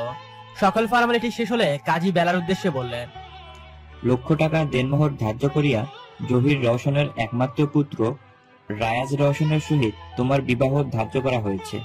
আপনি যদি এই বিবাহে রাজি থাকিয়া থাকেন তাহলে কবুল বলুন মা। থম মেরে বসে রইল বেলা। টু শব্দটিও করলো না। কাজী বেশ কয়েকবার তাড়া দিল, তবে সকলকে বড় আঙ্গুল দেখিয়ে মুখে কুলু পেটে বসে রইল বেলা। ধৈর্যের বাঁধ ভাঙলো এবার রায়াজের। একটানে বেলাকে দাঁড় করিয়ে হিড়হিড় করে টানতে টানতে বাহিরে নিয়ে এলো। হুঙ্কার ছাড়লো, সমস্যা কি, মুখে কুলু পেটে রেখেছিস কেন? কান্নারত কণ্ঠে বেলা জবাব দিল, আমি এটা করতে পারবো না রায়াজ ভাই। রাগের মাত্রা আরো বেড়ে গেল রায়াজের। বাজ খায় কণ্ঠে জিজ্ঞেস করলো, তাহলে তুই চাইছিসটা কি? ওই ছেলেকে বিয়ে করতে চাচ্ছিস? এহেন ঝাঁঝালো কণ্ঠে কেঁপে উঠলো সে, ক্রন্দনরত কণ্ঠে উত্তর দিল, না। তাহলে কাজী যখন বলতে বললো তখন বলিসনি কেন? সমস্যাটা ঠিক কোথায় তোর বলবি আমায়? চুপ করে রইল বেলা, কোনো জবাব দিল না। রাগান্বিত কণ্ঠে এবার রাজ বলল, ঠিক আছে, করতে হবে না তোর বিয়ে। যার সাথে ছোট মা তোর বিয়ে ঠিক করেছে তাকে গিয়েই বিয়ে কর। ঠোঁট ভেঙে কেঁদে উঠল বেলা, ধোয়াতে ঝাপটে ধরলো রাজকে, কাঁদতে কাঁদতে উত্তর দিল, না, আমি কিছুতেই ওই লোকটাকে বিয়ে করব না। কয়েক পল বেলার মুখপানে তাকিয়ে শীতল কণ্ঠে রাজ বলল, তাহলে আমাকে বিয়ে করে নে। নাকচ করলো বেলা। শত চেষ্টা করেও কোনোভাবে বেলাকে মানাতে পারলো না রায়াজ। রাগে অগ্নিমূর্তি ধারণ সে চিৎকার করে বলে উঠল, ঠিক আছে, করতে হবে না তাকে বিয়ে। পকেট থেকে একটা সিগারেট বের করে লাইটারের সাহায্যে আগুন ধরিয়ে তা মুখে পুরে নিল। রাগে মাথা ফেটে যাচ্ছে তার। সুজয় নামক ছেলেটার দিকে তাকিয়ে রাজ বলল, আচ্ছা, আমাদের ডিপার্টমেন্টের একটা মেয়ে আছে না, কি যেন নাম? তৎক্ষণাৎ ধরে ফেললো সুজয়, উচ্ছ্বসিত কণ্ঠে বলে উঠল, সোনিয়া। সোনিয়ার কথা বলছে ভাই। তাই হবে হয়তো। ভাই, মেয়েটা যা পাগল ছিল আপনার জন্য। সিগারেট কয়েকটা টান দিয়ে বাতাসে ধোঁয়া উড়াতে উড়াতে রাজ জবাব দিল, হ্যাঁ শুনেছি, মেয়েটা নাকি আমার জন্য খুব পাগল, মরতেও নাকি গিয়েছিল কতবার। তাই ভাবছি ওই মেয়েটাকে এখন এই মুহূর্তে বিয়ে করে নেব। বিশেষজ্ঞদের কথা মতে যাকে তুমি ভালোবাসো তাকে জীবনসঙ্গী হিসেবে না বেছে যে তোমাকে ভালোবাসে তাকে জীবনসঙ্গী হিসেবে নিজের করে না।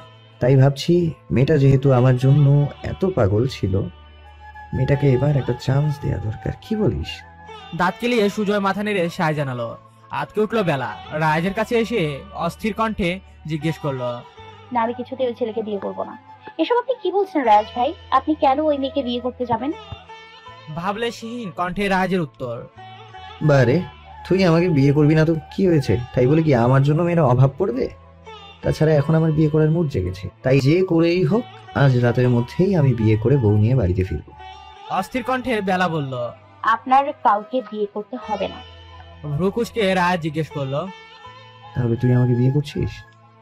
মাথা নেড়ে সায় জানালো বেলা। তৎক্ষণাৎ রাজের ওষ্ঠ কোণে ফুটে উঠল বিশ্বজয়ের হাসি।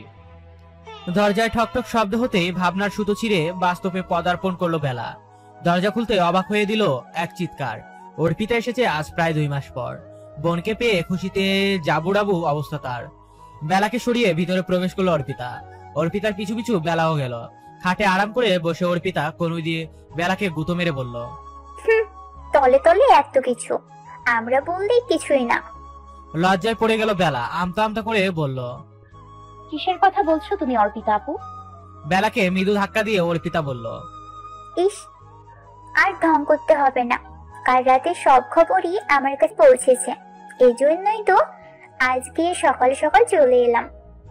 লজ্জায় নুয়ে গেল যেন সে। বেলার এখন লজ্জা মাখা মুখ দেখে জোরে হেসে উঠল অর্পিতা। হাসতে হাসতে বলল, হয়েছে, থাক, আর লজ্জা পেতে হবে না, চল নিচে যাই। সাই জানিয়ে অর্পিতার সাথে নিচে চলে এলো বেলা। লিভিং রুমে গিয়ে রাজকে ফোন করলো অর্পিতা। অপর পাশ থেকে ফোন রিসিভ হতেই অতি উৎসাহের সাথে অর্পিতা বলল, কি রে ভাই, তুই যে এত ফাস্ট তা তো জানতাম না। এত বড় কাণ্ড ঘটিয়ে এখন কোথায় লুকিয়ে আছিস? তাড়াতাড়ি বাহিরে আয়, তোর থেকে বিশাল আকারে ট্রিট পাওয়া কিন্তু আমি। ওপাশ থেকে গম্ভীর কণ্ঠের আওয়াজে উত্তর দিল, ওয়েট কর, আজকে অফিসের প্রথম দিন, তাই তাড়াতাড়ি আসতে পারবো না, রাতে এসে তোর ট্রিট তুই বুঝে নিস। কথাটুকু বলে ফট করে ফোন কেটে দিল রাজ। সারাদিন অপেক্ষা করে ও রাজের কোনো দেখা মিলল না। তাই অবশেষে মন খারাপ করে সন্ধ্যাকে অর্পিতা শ্বশুর বাড়ি চলে যেতে চাইলে তাকে যেতে দিল না কেউ। সকলের জোড়াজুড়িতে অবশেষে বাধ্য হয়ে থেকে গেল অর্পিতা। দেখতে দেখতে ডিনারের সময় হয়ে গেল, কিন্তু রাজের কোনো খবর নেই। এক এক করে সকলে ডিনার করে চলে গেল, কিন্তু রয়ে গেল কেবল বেলা। উদাস মনে তখনও সে লিভিং রুমের সোফায় বসে। রাতের খাবার না খেয়ে মেয়েকে এমন উদাস মনে বসে থাকতে দেখে তির্যক চাহনি নিক্ষেপ করে তীক্ষ্ণ কণ্ঠে রুমি রওশন জিজ্ঞেস করলেন, কি ব্যাপার বেলা, সকলে খেয়ে চলে গেল, তুই এখনো খাচ্ছিস না কেন? উদাস মনে সোফায় বসে করছিসটা কি? তাড়াতাড়ি খেয়ে আমাকে উদ্ধার কর, ঘুমাতে যাবো আমি। দুদিকে মাথা নাড়ল বেলা, যার অর্থ সে এখনো খাবে না। সন্দেহজনক চাহনি নিক্ষেপ করলেন এবার রুমি রওশন মেয়ের উপর। মায়ের এমন চাহনি দেখে মৃদু ঢোক গিলল বেলা। আমতা আমতা করে বলে উঠল, না মানে না, না মানে মা, আমি এমনি খাবো না, ইচ্ছে করছে না, আমি এখন বসে বসে টিভি দেখবো। কথাটা বলে টিভি অন করে দিল সে। জহুরি চোখে মেয়েকে এক নজর পর্যবেক্ষণ করতে করতে দীর্ঘশ্বাস ফেললেন তিনি। মেয়ে তার অনেক বড় হয়ে গেছে, তার বুঝতে বাকি নেই তাই আর কথা না বাড়িয়ে নিজের রুমের উদ্দেশ্যে চলে গেলেন তিনি। ইচ্ছা না থাকা সত্ত্বেও টিভির দিকে একাধারে তাকিয়ে আসছে বেলা। চোখ টিভিতে আটকে থাকলেও মন তার অন্যদিকে। প্রকৃতপক্ষে সে অপেক্ষা করছে রাইজের জন্য। রাইজের আসার অপেক্ষায় সে বসে। আর চোখে বেলা একবার তাকালো দেয়াল ঘড়ির দিকে। রাত এখন 11:30। রাইজ তো এত রাত করে কখনো বাড়িতে ফেরে না, কিন্তু আজকে তার এত দেরি। কপালে ভাঁজ পড়লো বেলার। প্রথম দিন অফিসে কি এতই চাপ ছিল? চিন্তায় মাথা ফেটে যাচ্ছে তার। অপেক্ষা করতে করতে কখন যে চোখ লেগে গেল টেরই পেল না বেলা। সোফায় মাথা এলিয়ে দিয়ে ঘুমের দেশে তলিয়ে যায় সে। রাত 1টার দিকে বাড়িতে প্রবেশ করে রায়াজ। নিজের কাছে এক্সট্রা চাবি থাকায় তা ব্যবহার করে ঢুকে পড়ে ভিতরে। কলিং বেল বাজিয়ে কাউকে ডিস্টার্ব করার মুড আপাতত তার নেই। প্রথম দিন হওয়ায় বেশ খাটুনি গেছে আজকে তার উপর দিয়ে। ব্যস্ততা এতই ছিল যে সারাদিন তেমন কিছু খাওয়া হয়নি। ক্ষুধাও লেগেছে বেশ।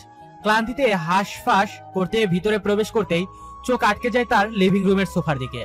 ছোট ছোট কদম ফেলে সেদিকে এগিয়ে যায় সে। বেলার মুখোমুখি এসে মৃদু ঝুঁকে পড়ে তার দিকে। আলতো করে নিজের ওষ্ঠ স্পর্শ করে বেলার ললাটে। ঘুমের ঘুরে মৃদু কেঁপে উঠে সে। হাসে রায়াজ। বেলা শুকিয়ে যাওয়া মুখের দিকে তাকিয়ে নিমেষেই মুজে যায়। এখনো নিশ্চয় কিছুই পেটে পড়েনি মেয়েটা। তার জন্য অপেক্ষা করে বসে আসে নিশ্চয়। অতি শান্তপর্ণের বেলাকে পাজা কোলে তুলে নেয় সে। নিজের রুমের বিছানায় নিয়ে সুন্দর করে শুয়ে দেয় বেলাকে। নিচে চলে যায় নিজে। দুই হাতে খাবারের দুটো প্লেট এনে রাখে বেডসাইডের ক্যাবিনেটের উপর। মৃদু আওয়াজ করে ডেকে ওঠে বেলাকে। পিটপিট করে চোখ মিলতেই নিজেকে সম্মুখে রাজকে দেখে এক লাফে উঠে বসে বেলা। রাজ ভ্রু কুচকে বেলার দিকে তাকিয়ে থাকে। ইতস্তত বোধ করলে বেলা জিজ্ঞেস করে, রাজ ভাই আপনি এসে গেছেন? রাগে চোখে বেলার দিকে দৃষ্টি নিক্ষেপ করে রাজ। তার এহেন ভয়ঙ্কর দৃষ্টি দেখে শুকনো ঢোক গিলল বেলা। ভীতু কণ্ঠে জিজ্ঞেস করে, আমি কি আবার কোন রকম ভুল কিছু করেছি রাজ ভাই? রাগের মাত্রা যেন এবার ছাড়িয়ে যায় রাজের। দাঁতে দাঁত চেপে উত্তর দেয়, স্টুপিড, আমি এখনো তোর ভাই লাগি? এক চড় দিয়ে রাত সব ফেলে দেব। মাথা নিচু করে বেলা যে জবাব দেয়, সরি, আসলে অভ্যাসবশত হয়ে যায় বারবার। কিছু বলে না রায়াজ। মাথা নেড়ে নিজেকে শান্ত করার চেষ্টা করে। মৃদু ধমক দিয়ে বলে, এত রাত হয়েছে খাসনি কেন এখনো? চকিতে রাজের দিকে তাকায় বেলা। আমতা আমতা করে বলতে লাগে, আসলে থাক, আর মানে করতে হবে না, হ্যাঁ কর। রাজের কথা মতো মুখ হা করতে তার মুখের ভিতর খাবার ঢুকিয়ে দেয় রাজ। চোখ টলটল করে ওঠে বেলার। রাজ ভাই তাকে কতই না ভালোবাসে, তার জন্য কতই না কষ্ট করছে সে। খাওয়ার এক পর্যায়ে কেঁদে দেয় বেলা। বেলাকে কাঁদতে দেখে অবাক হয়ে যায় রাজ। অস্থির কণ্ঠে জিজ্ঞেস করে, কি হয়েছে বেলা, এভাবে কাঁদছিস কেন? খুব বেশি বকে ফেলেছি কি আমি? আচ্ছা আর কাঁদিস না, আর বকবো না তোকে। মুখ চেপে কেঁদে ওঠে বেলা। অস্থিরতার মাত্রা ছাড়িয়ে যায় এবার রাজের। আলতো হাতে বেলার গাল স্পর্শ করে জিজ্ঞেস করে, কি হয়েছে, এমন করছিস কেন, আমাকে বল। নিজেকে আর সামলাতে না পেরে রাজের বুকে ঝাঁপিয়ে পড়ে কাঁদতে কাঁদতে বলতে লাগে, খুব বেশি কষ্ট করতে হচ্ছে আপনার, তাই না? কেবল মাত্র আমার জন্য হয়েছে সবকিছু। সেই কখন অফিসে গেছেন আর ফিরলেন এই রাতে। সারাদিন নিশ্চয়ই কিছু খাননি, কিন্তু নিজে না খেয়ে সেই আমাকেই খাইয়ে যাচ্ছেন। আমার খুব কষ্ট হচ্ছে রাজ ভাই, আপনার এত কষ্ট আমি আর দেখতে পাচ্ছি না। বেলার মাথায় আদুরে হাত বোলাতে বোলাতে মৃদু কণ্ঠে রাজ জবাব দেয়, কে বলেছে আমার কষ্ট হচ্ছে? মোটেও কষ্ট হচ্ছে না আমার। তাছাড়া আমারই ছোট বউটাকে পেতে আমি একটু কষ্ট তো করতেই পারি, তাই না? তা না হলে আমার পুতুল বউটাকে যে কেউ আমাকে দেবে না। বাই দ্য ওয়ে, অনেক কান্নাকাটি হয়েছে, এবার খেয়ে নে জলদি। বলেই নিজের বুক থেকে বেলার মাথাটা তুলে পুনরায় তাকে খাইয়ে দিতে লাগলো রায়াজ। বেলার খাওয়া শেষে মুখ মুছিয়ে দিয়ে আরেকটা প্লেট ধরিয়ে দিল বেলার হাতে। বলল, নে, আমার ডিউটি শেষ, এবার তোর ডিউটি তুই পালন কর। অবাক হলো বেলা। জিজ্ঞেস করলো, মানে? প্লেটে ইশারা করে রায়াজ বলল, খাইয়ে দে আমায়। চোখ ভরে এলো পুনরায় বেলার। মৃদু হেসে রাজকে খাইয়ে দিতে লাগলো সে। খাওয়া শেষে নিজের ওড়না দিয়ে রাজের মুখ মুছিয়ে দিল বেলা। বেশ অবাক হলো রায়াজ। সুর তুলে বলে উঠল, তুই দেখি একদম গিন্নি গিন্নি হয়ে গেছিস। যাক, বউটা আমার এতটাও ছোট না। বলে আলতো করে গাল টেনে দিল। খানিক লজ্জা পেল বেলা। লাল বর্ণ ধারণ করলো তার গাল দুটো। সেদিকে তাকিয়ে মৃদু হেসে রাজ বলে উঠল, থাক, আর লজ্জা পেতে হবে না। তোর এই লজ্জা রাঙা মুখ দেখে এই মধ্যরাত্রিরে আমি না আবার নিজের কন্ট্রোল হারিয়ে দিই, তখন তোরও সমস্যা আমারও সমস্যা। কথাটা বলে বেলাকে নিজের অতি সন্নিকটে টেনে নিল রাজ। নিজের বক্ষস্থলে ঠাঁই দিল প্রেয়সীকে। জড়িয়ে ধরে তলিয়ে গেল ঘুমের দেশে। সকলে ঘুম থেকে উঠে নিজেকে নিজের রুমে আবিষ্কার করে বেলা। অবাক হয় বই কি, পর মুহূর্তে বুঝে নেয় এটা রায়াজের কাজ। মুচকি এসে উঠে যায় ফ্রেশ হতে। নাস্তা খেয়ে দুজন বেরিয়ে পড়ে। বেলাকে কলেজ নামিয়ে দিয়ে রায়াজ চলে যায় অফিসে। মেয়ের সকল কার্যকলাপ আর চোখে লক্ষ্য করেন রুমি রওশন। আড়ালে তপ্ত শ্বাস ছাড়লেন তিনি। রাজকে তার পছন্দ না তেমন কিছু না, তবে কোথাও একটা কিন্তু রয়ে যায়। রাজ যে তার মেয়েকে পাগলের মতো ভালোবাসে সে কথা তার অজানা নয়। তিনি নিজেও চায় রাজ নিজেকে প্রমাণ করুক সে বেলার জন্য যোগ্য পাত্র, কিন্তু রাজ পারবে তো? চিন্তিত মুখে তিনি নিজের রুমের দিকে অগ্রসর হন। কলেজ শেষে বেলাকে আনতে তার কলেজে যায় রাজ। ক্লান্ত মুখের স্নিগ্ধ হাসি দেখে বুক ভারী হয় বেলার। এত খাটুনির পরও মানুষটার কিরকম ওষ্ঠ কোণে অমায়িক হাসি ঝুলিয়ে রেখেছে। রাজের নিকটবর্তী এসে নিজের ওড়না দিয়ে তার ললাট বেয়ে পড়া শ্বেত জলটুকু মুছে দেয়। মৃদু হাসে রাজ। বেলার কোমরের দুপাশে নিজের শক্তপোক্ত হাত চেপে ধরে নিজের কাছে টানে থাকে। নিজের ওষ্ঠের সাহায্যে বেলার মুখের উপর ফু দেয়। মৃদু কেঁপে উঠল বেলা। ওষ্ঠকোণে চিহ্ন হাসি ফুটিয়ে বলে, চল। বাড়িতে পৌঁছে বেলাকে নামিয়ে পুনরায় অফিসে যাওয়ার জন্য উদ্যত হতে রাজের হাত টেনে ধরে বেলা। প্রশ্নবিদ্ধ চোখে সেদিকে তাকায় রাজ। বেলা বলে, এখন থেকে আমি বাড়ির গাড়ি দিয়ে কলেজ থেকে ফিরবো, আপনাকে আর কষ্ট করে আমাকে আনতে হবে না। কপালে শুকনো ভাঁজ পড়ে রাজের। জিজ্ঞেস করে, আমি গেলে সমস্যা কোথায় তোর? মাথা নিচু করে বেলা জবাব দেয়, আপনি না বললেও আমি বুঝতে পারি রাজ ভাই আপনার বেশ কষ্ট হয়। সারাদিন অফিসের তো খাটুনি, তার উপর আমাকে নিয়ে আসা যাওয়া করা আপনার জন্য অনেক বেশি কষ্টকর হয়ে যায়। শুধু শুধু দরকার কি এত কষ্ট করার? ড্রাইভার আছেন, উনি আমাকে নিয়ে আসবেন। মৃদু এসে রাজ আলতো করে বেলার গাল স্পর্শ করে জবাব দেয়, তোর কি মনে হয় যেখানে আমি তোকে পাওয়ার জন্য এত কষ্ট করেছি সেখানে এত সহজে তোকে আমি একা একা ছেড়ে দেবো? কখনোই না। অনেক কথা হয়েছে, এবার তাড়াতাড়ি বাড়িতে যা, গিয়ে ঝটপট দুপুরের খাবার সেরে নে। আমি একটু পর ফোন করব। ফোন করার সাথে সাথেই যেন শুনি তুই খেয়েছিস, হয়তো তোর একদিন কি আমার একদিন। কথাটুকু শেষ করে বেলা ললাটে নিজের অস্থির সিক্ত স্পর্শ এঁকে দেয় রাজ। আবেশে চোখ বুঝে নেয় বেলা। বেলার মাথায় হাত বুলিয়ে দিয়ে অফিসের উদ্দেশ্যে রওনা হয় রাজ। তার যাওয়ার পানে একদৃষ্টে তাকিয়ে থাকে বেলা। কান্না আসে তার। নবাবের মতো পায়ের উপর পা তুলে বসে খাওয়া ছেলেটাও এখন সারাদিন ব্যস্ত থাকে কাজ নিয়ে। কতই না অদ্ভুত এই পৃথিবী, কি থেকে কি হয়ে যায় কেউ তা ধারণা করতে পারে না। দীর্ঘশ্বাস ত্যাগ করে বাড়ির ভিতরে চলে যায় বেলা। কেবলমাত্র ফ্রেশ হয়ে বিছানায় গায়ে লিয়ে দিয়েছে বেলা। সাথে সাথে তার পাশে পড়ে থাকা মোবাইলটি বেজে ওঠে, যা দিন আগেই তাকে কিনে দিয়েছিল রাজ। ফোন রিসিভ করে অফিস থেকে ভেসে আসে রাজের ভারী কণ্ঠস্বর। খেয়েছিস? সাথে সাথে লাফ মেরে বিছানা থেকে উঠে দাঁড়ায় বেলা। আমতা আমতা করে বলতে থাকে, এক্ষুনি যাচ্ছি, ভুলে গিয়েছিলাম তো। গম্ভীর কণ্ঠে অপর পাশ থেকে পুনরায় উত্তর আসে, যা তাড়াতাড়ি। কথা শেষ করে ফোন কাটতে নিলেই থামিয়ে দেয় বেলা। মায়াবী কণ্ঠে শোধায়, আপনি খাবেন না? ক্লান্তি মাখা কণ্ঠে রাজ উত্তর দেয়, খেয়ে নিবো সময় হলে, তুই তাড়াতাড়ি খেয়ে নে। কথাটুকু শেষ করে ফট করে ফোন কেটে দেয় রাজ। তার কথা বলার ধরন শুনে বুঝে যায় বেলা এই সময় তার আর খাওয়া হবে না। তার নিজে আর খেতে যায় না। সিদ্ধান্ত নেয় রাজ বাড়িতে ফিরে একসাথেই খাবে দুজন। রাত 10:15।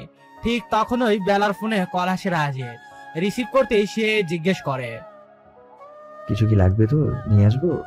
দুর্বল কণ্ঠে বেলা উত্তর দেয়, তেমন কিছুই লাগবে না, শুধু আপনি হলেই চলবে। মুচকি আসে রায় শীতল কণ্ঠে বলে, আচ্ছা ঠিক আছে। আচ্ছা কখন আসবেন? একটু পরেই আসছি।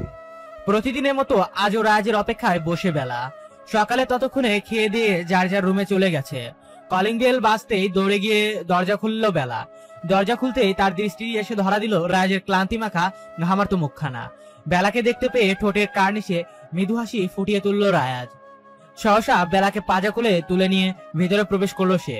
তখনও রাজের দিকে এর দৃষ্টিতে তাকিয়ে বেলা একেবারে নিজের রুমে এনে নিচে নামিয়ে দিল সে।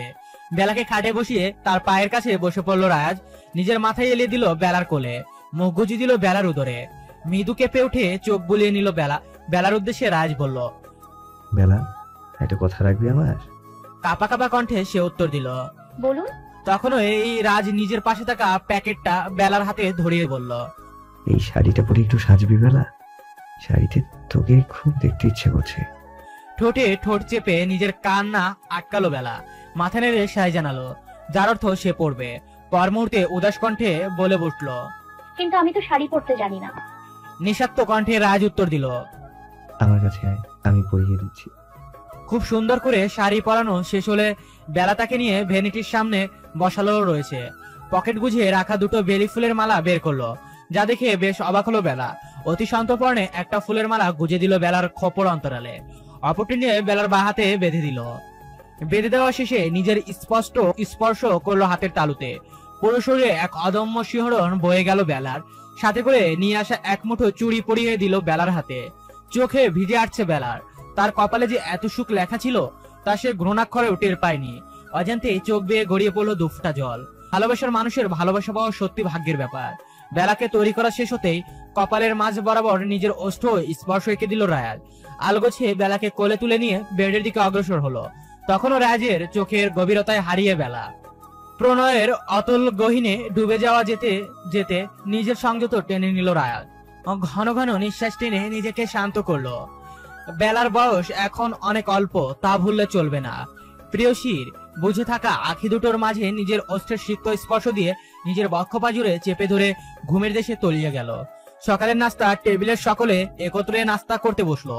হঠাৎ করে জহির রওশন রাজের উদ্দেশ্যে বলে উঠলেন, কাল রাতে রুহানি ফোন করেছিল, টিয়ার বিয়ে ঠিক হয়েছে। দেখতে এসে হুট করে নাকি হয়ে গেছে সব। ছেলে অস্ট্রেলিয়া থাকে, দেশে এসেছে, আবার কিছুদিন পর চলে যাবে। তাই দ্রুত বিয়েটা সেরে নিতে চায় তারা। তাই ছোটখাটো করে ঘরোয়া ভাবে আকদের ব্যবস্থা করা হয়েছে। বাড়ির সকলকে যেখানে উপস্থিত থাকতে বলা হয়েছে। সকলে আজকে রওনা হচ্ছি, আশা করছি তুমিও সেখানে উপস্থিত থাকবে। খাবার খেতে খেতে রাজের উত্তর, অফিসে অনেক কাজের প্রেশার, তাছাড়া সেখানে থেকে আমার কোনো কাজ নেই, তার চেয়ে বরং তোমরাই যাও। ছেলের মুখের দিকে কয়েক পলক তাকিয়ে থেকে জহির রওশন বললেন, ঠিক আছে, তোমার কাজ নিয়ে তাহলে তুমি থাকো, কিন্তু বেলা আমাদের সাথে যাবে। ভাবলেশীন ভঙ্গিতে রাজ উত্তর করলো, বেলার সেখানে গিয়ে কি কাজ বলো তো? তাছাড়া যেখানে আমি যাচ্ছি না সেখানে ওর উপস্থিতি অনাকাঙ্ক্ষিত। জহির রওশন আর কিছু বলল না। ছেলে তার বড় হয়েছে, নিজের সিদ্ধান্ত নিজে নিতে পারে, তাই তার কথা বাড়ালেন না তিনি।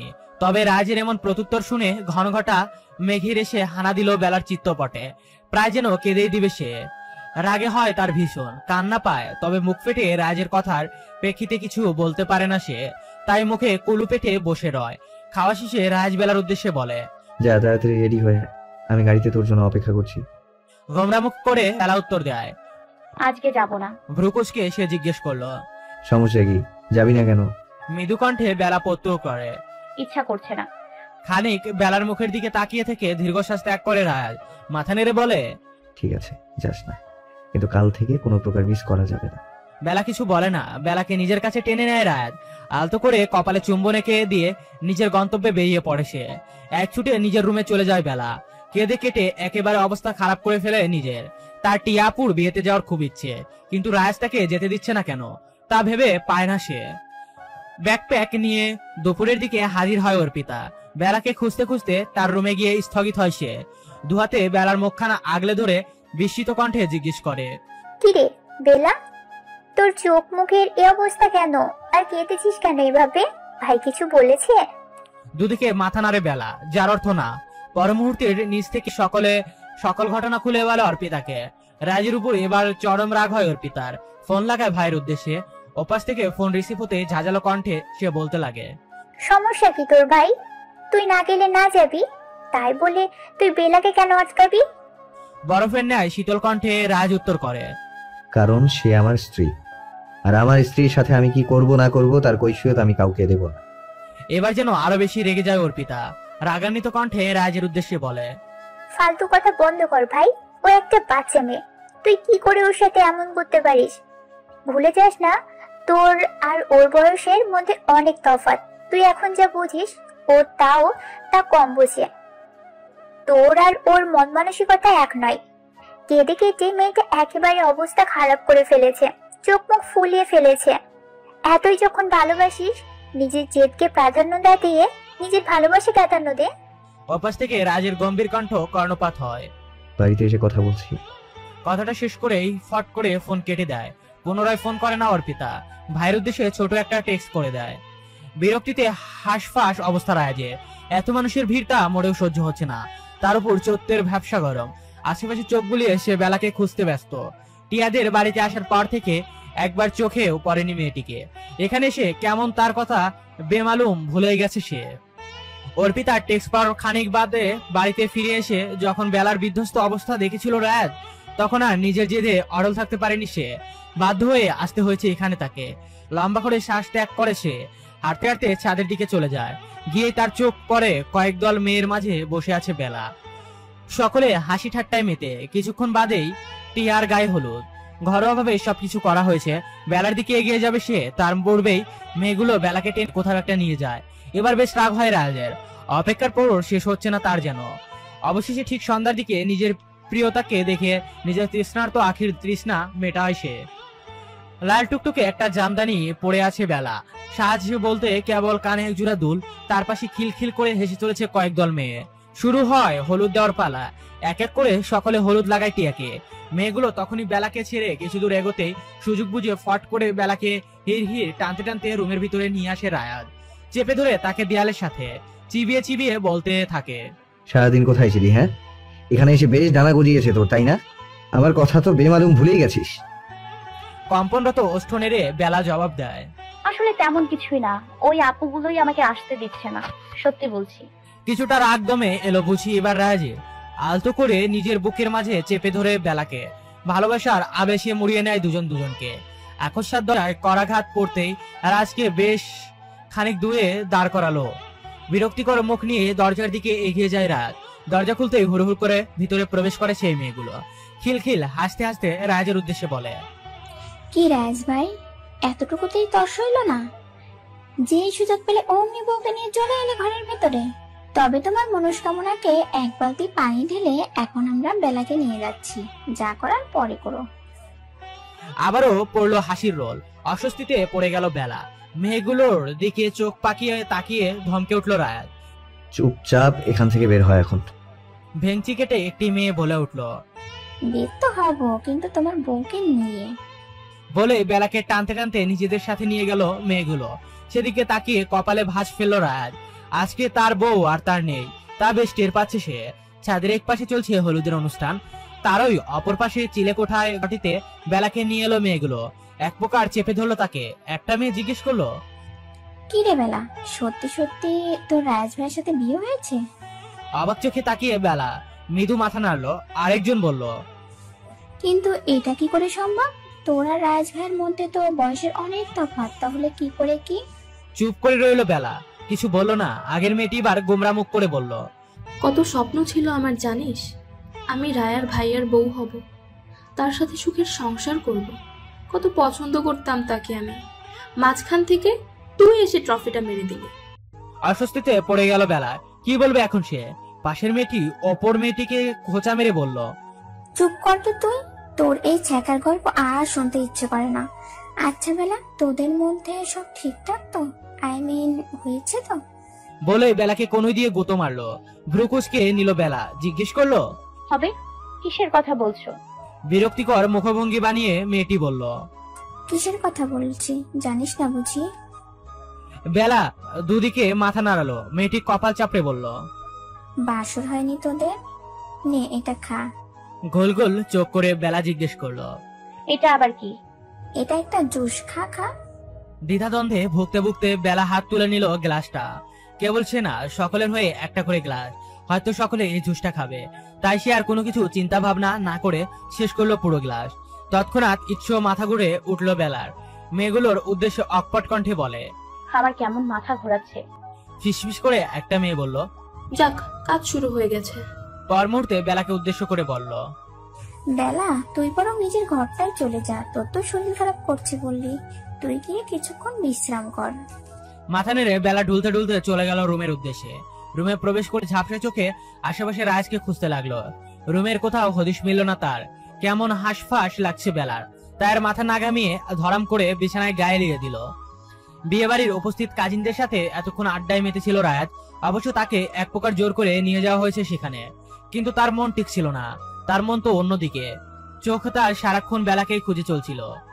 যেই বেলাকে রুমের দিকে অগ্রসর হতে দেখলো, হাঁসফাঁস করতে করতে সে কোন রকম বেরিয়ে এলো সেখান থেকে। রুমে প্রবেশ করতে তার চোখ চরক গাছ। দ্রুত গিয়ে রুমের দরজা বন্ধ করে ফ্লোর থেকে বেলার পরিহিত শাড়িটি হাতে তুলে বেলার কাছেই এগিয়ে গেল সে। মৃদু কণ্ঠে জিজ্ঞেস করলো, বেলা, এই বেলা, কি হয়েছে তোর? এভাবে শাড়ি খুলে শুয়ে আছিস কেন? ঝাপসা চোখে রাজের দিকে তাকিয়ে বেলা উত্তর দিল, আমার খুব গরম লাগছে তাই। গরম তো তার নিজেরও লাগছে, তাই বলে এত গরমও না যে এসি থাকা সত্ত্বেও এত শোচনীয় অবস্থা হবে। অর্থাৎ বেলা জোরে হেসে উঠলো, ঢুলতে ঢুলতে উঠে বসলো। যাই নয় তাই বকে যেতে লাগলো মুখ দিয়ে। খটকা লাগলো রায়াজের, উল্টো পাল্টা আবার কিছু খায়নি তো?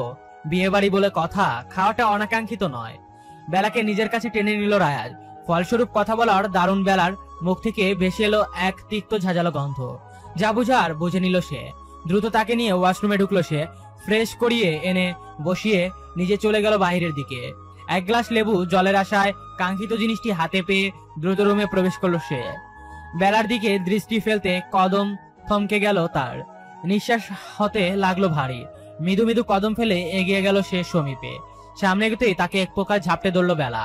নেশা জড়ানো কণ্ঠে শোধালো, জানেন ওই আপুগুলো আমাকে কি জিজ্ঞেস করেছিল আমাদের বাসর হয়েছে কিনা, কিন্তু আমাদের তো হয়নি, তাই আমি নিষেধ করে দিয়েছি।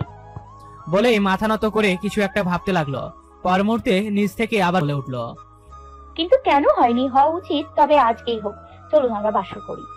এদিকে দিয়ে রাজের অবস্থা খারাপ। তার চোখ আটকে আছে বেলার পরিধেয় বস্ত্রের উপর। কি পড়ে আছে এই মেয়েটা, তার উপর তার এই উল্টাপাল্টা কথাবার্তা। নিজেকে আর কোনোভাবে দমানো যাচ্ছে না। এরই মাঝে বেলার রাজকে জোর করতে লাগলো, চলুন আজকে আমরা বাসর করেই ছাড়বো। কি হলো, বাসর আজকে হবেই হবে। নিয়ন্ত্রণের বাঁধ ভাঙলো এবার রাজের। ঘন হাসকি স্বরে সে বলল, তবে তাই হোক। সকালে ঘুম থেকে উঠে নিজেকে বিধ্বস্ত অবস্থায় বিছানায় আবিষ্কার করলো বেলা।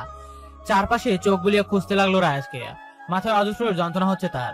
ব্যথায় এক প্রকার ফেটে যাচ্ছে যেন। মাথা চেপে ধরে উঠে বসলো সে। কিছুক্ষণ বসে থাকার পর চলে গেল ওয়াশরুমে ফ্রেশ হওয়ার জন্য। ফ্রেশ হয়ে নিচে নেমে এলো রাজের খোঁজে। লিডিং রুমে এক পাশে দাঁড়িয়ে রাজ। তার সামনে কালকের সেই মেয়েগুলো মাথা নিচু করে দাঁড়িয়ে। রাজের মুখভঙ্গি দেখে মনে হচ্ছে সে খুব রেগে আছে বর্তমানে। তার ওই সমীপে মেয়েগুলো মাথা নিচু করে কাচুমুচু করে যাচ্ছে। সেদিকে পা বাড়ালো সে, গিয়ে জিজ্ঞেস করলো, কি হয়েছে এখানে? বেলা কণ্ঠস্বর কর্ণহুরে পৌঁছতেই কিছুটা শান্ত হয়ে এলো যেন রায়াত। ফিরে তাকালো সে। মেয়েগুলোর দিকে এক প্রকার অগ্নিদৃষ্টি নিক্ষেপ করে এগিয়ে গেল বেলার দিকে। আলতো করে গাল স্পর্শ করে জিজ্ঞেস করলো, ঠিক আছিস তুই? কোনো সমস্যা হচ্ছে না তো? মাথা নাড়লো বেলা। কৌতূহল দৃষ্টি নিক্ষেপ করে জিজ্ঞেস করলো, আমার আবার কি হবে? দীর্ঘশ্বাস ত্যাগ করলো রায়াত। এই মেয়ের দেখি কাল রাতের কথা কিছুই মনে নেই। সে বলল, না কিছু না, চল কিছু খেয়ে নিবি। রাতের বেলা খুব অল্প সংখ্যক মানুষের উপস্থিতিতে ঘরোয়াভাবে টিয়ার আকন্দ সম্পন্ন হলো। পুরোটা সময় বেলার এক হাত নিজের হাতের মুঠোয় বন্দি করে নিজের সাথে নিয়ে ঘুরেছে রায়াত। পরের দিন সকল মেহমান এক এক করে ছুটলো যার যার নিজাঙ্গিনায়। রায়াজরাও চলে এলো। দেখতে দেখতে কেটে গেল কয়েক মাস। এখনো বাড়ি থেকে তাদের সম্পর্কের কোনো স্বীকৃতি দেওয়া হয়নি। তবে মনে মনে সকলেই মেনে নিয়ে সবটা। এখন কেবল মুখে স্বীকার করাই বাকি বইকি। বর্তমানে নিঃশহরে নেই রায়াজ। ব্যবসায়িক কাজে ছুটছে হয়েছে তাকে চট্টগ্রাম। ফিরবে সে কয়েকদিন পর। সকালে টেবিলে বসে নাস্তা খাচ্ছিল বেলা। অকস্মাৎ তার গা কেমন গুলিয়ে এলো। বমি হবে বুঝি। সত্তর উঠে দাঁড়ালো সে। দৌড়ে বেসিনের সামনে গিয়ে গড়গড় করে বমি করে দিল। মেয়ের আচমক বমি করতে দেখে ঘাবড়ালেন রুমের অসর। ছুটে গেলেন মেয়ের কাছে। মাথায় হাত চেপে ধরে রইলেন। ক্লান্ত বেলা ভরসার এক স্থল পেয়ে নিজেকে সম্পূর্ণ ভার ছেড়ে দিল মায়ের উপর। মেয়েকে নিয়ে তিনি নিজের রুমে এলেন। বিছানায় শুয়ে দিলেন। জিজ্ঞেস করলেন, কি হয়েছে? এমন বমি করলি কেন হঠাৎ? উল্টো পাল্টা কিছু খেয়েছিস কি? ক্লান্ত কণ্ঠে বেলা উত্তর দিল, না তেমন কিছু খাইনি, কয়েকদিন ধরেই এমন বমি বমি হচ্ছিল। বেলার কথার সমাপ্তি ঘটতে এবার মেয়ের দিকে সন্ধিহান দৃষ্টি নিক্ষেপ করলেন রুমি রওশন। মেয়ে তার এমনিতে যা পাকা পেকেছে, কাউকে না জানিয়ে বিয়ে করে নিল। এবার না জানি সন্দেহ হলো তার। তাই নিজের কাছে থাকা প্রেগন্যান্সি কিট মেয়ের হাতে ধরিয়ে দিয়ে বললেন, নে টেস্ট কর। ভ্রুকুচকে সে জিজ্ঞেস করলো, কি এটা? ধমকে উঠলেন রুমি রওশন। কিসের টেস্ট আর এটা কিভাবে ব্যবহার করে আমি জানি না। মাথায় হাত দিয়ে বসে আছেন রুমি রওশন। এইটুকুন একটা বাচ্চা মেয়ে কিনা আরেক বাচ্চার মা, কথা ভাবতেই মাথা ঘুরে উঠলো ওনার। ইচ্ছে করছে চাপড়ে গাল লাল করে দিতে। বয়স কতই বা হবে, কেবল 17। এই বয়সে আরেকটা প্রজন্মকে নিজের মধ্যে নিয়ে ঘুরছে এই মেয়ে। আর আগে হিতাহিত জ্ঞান হারিয়ে তিনি বেলার গালে সর্বশক্তি প্রয়োগ করে দিলেন এক চর। দুদিন বাদে ফিরার কথা হলেও আজকে ফিরেছে রায়াত। নিজের ছোট্ট বউকে রেখে এতদিন অদূরে থাকতে তার মন টিকে নেই। তাই দ্রুত কাজ সেরে ফিরে এসেছে সে। নিজের রুমে ফ্রেশ হয়ে সে বেলার রুমের উদ্দেশ্যে পা বাড়ায়। রুমের মধ্যে আশেপাশে কোথাও তাকে দেখতে না পেয়ে কপাল কুঁচকে নেয় সে। কিছু দূর এগোতেই ছোট মায়ের রুমের ভিতর থেকে শোরগোল শব্দ শুনতে পায়। কৌতূহল বশত সেদিকে এগোয় সে। কিছু বাক্য নিজের কর্ণকুণে পৌঁছাতেই থমকে যায় যেন। তার পা জোড়া। রুমি রোশনের রুমে উপস্থিত বাড়ির সকলে। ডক্টর বেলাকে চেক আপ করছে। চৈতন্য হারিয়ে বিছানায় পড়ে বেলা। চেক আপ শেষে ডক্টর সকলের উদ্দেশ্যে বলল, শি ইজ প্রেগনেন্ট। এই অবস্থায় মাথা ঘুরে পড়ে যাওয়া খুবই নর্মাল একটা বিষয়, তাই ঘাবড়ানোর কিছু নেই। খেয়াল রাখবেন তার। আজ আমি আছি, আর কোনো প্রয়োজন পড়লে ডাকবেন। ডাক্তারের কথা শুনে উপস্থিত সকলের চোখ বেরিয়ে আসার উপক্রম। পর মুহূর্তে সকলে নিজেদের সামলে নেয়। খুব স্বাভাবিকভাবেই নেয় বিষয়টা। দরজার সামনে দাঁড়িয়ে ছিল রাজ। ধীরে ধীরে কদম ফেলে সে এগিয়ে আসে ভিতরে। রাজকে এই সময় ঢাকায় দেখে সকলে অবাক হয় বইকি। নিজেদের ধাতস্থ করে এক এক করে সকলে বেরিয়ে যায় রুম থেকে। বেলার পাশে গিয়ে বসে রাজ। আলতো করে নিজের হাতের মুঠোয় আগলে নেয় বেলার ডান হাত। হাতের পাতায় নিজের অস্ত্র স্পর্শ করে। মৃদু কম্পিত হয় বেলার চোখের পাতা। কিয়ৎকাল ব্যয় হতেই চোখ মিলে তাকালো সে। রাজকে নিজের নিকটবর্তী দেখে চমকায় বেশ। বিস্মিত কণ্ঠে জিজ্ঞেস করে, আপনি? মৃদু হাসে রাজ। খাটের কার্নিশে আছুয়া হয়ে বেলাকে নিজের বুকে টেনে নেয়। রাজের হৃদস্পন্দন মনোযোগ সহকারে শুনতে লাগে বেলা। আবারও জিজ্ঞেস করে, বললেন না? মন ঠিক ছিল না, তাই ছুটে এলাম। আর এসেই এত সুখময় মাত্রা কর্ণপাত হবে ভাবিনি। মন খারাপের ভঙ্গিতে বেলা বলল, সুসংবাদ কোথায়? আমি তো অসুস্থ হয়ে পড়েছি। এটা বুঝি আপনার কাছে সুখবর হলো? তোর এই অসুস্থতার মাঝে এক বিশাল সুখ নিমজ্জিত। অবাক চোখে তাকিয়ে বেলা জিজ্ঞেস করে, কি সেটা? বেলার কোলে মাথা রেখে তার উদরে মাথা গুজিয়ে দিল রাজ। উত্তর করে, এখানে সেই সুখ লুকায়িত। নতুন মেহমানদের আগমন ঘটছে। আপনা আপনি বেলার চোখ বেয়ে গড়িয়ে পড়লো এক ফোঁটা অশ্রু। কম্পন্ত কণ্ঠে জিজ্ঞেস করলো, সত্যি? বেলার কপালে নিজের অস্ত্রের শীত স্পর্শ এঁকে দিয়ে রাজ উঠ দেয়। তৎক্ষণাৎ রাজের বক্ষস্থলে মুখ গুজল বেলা।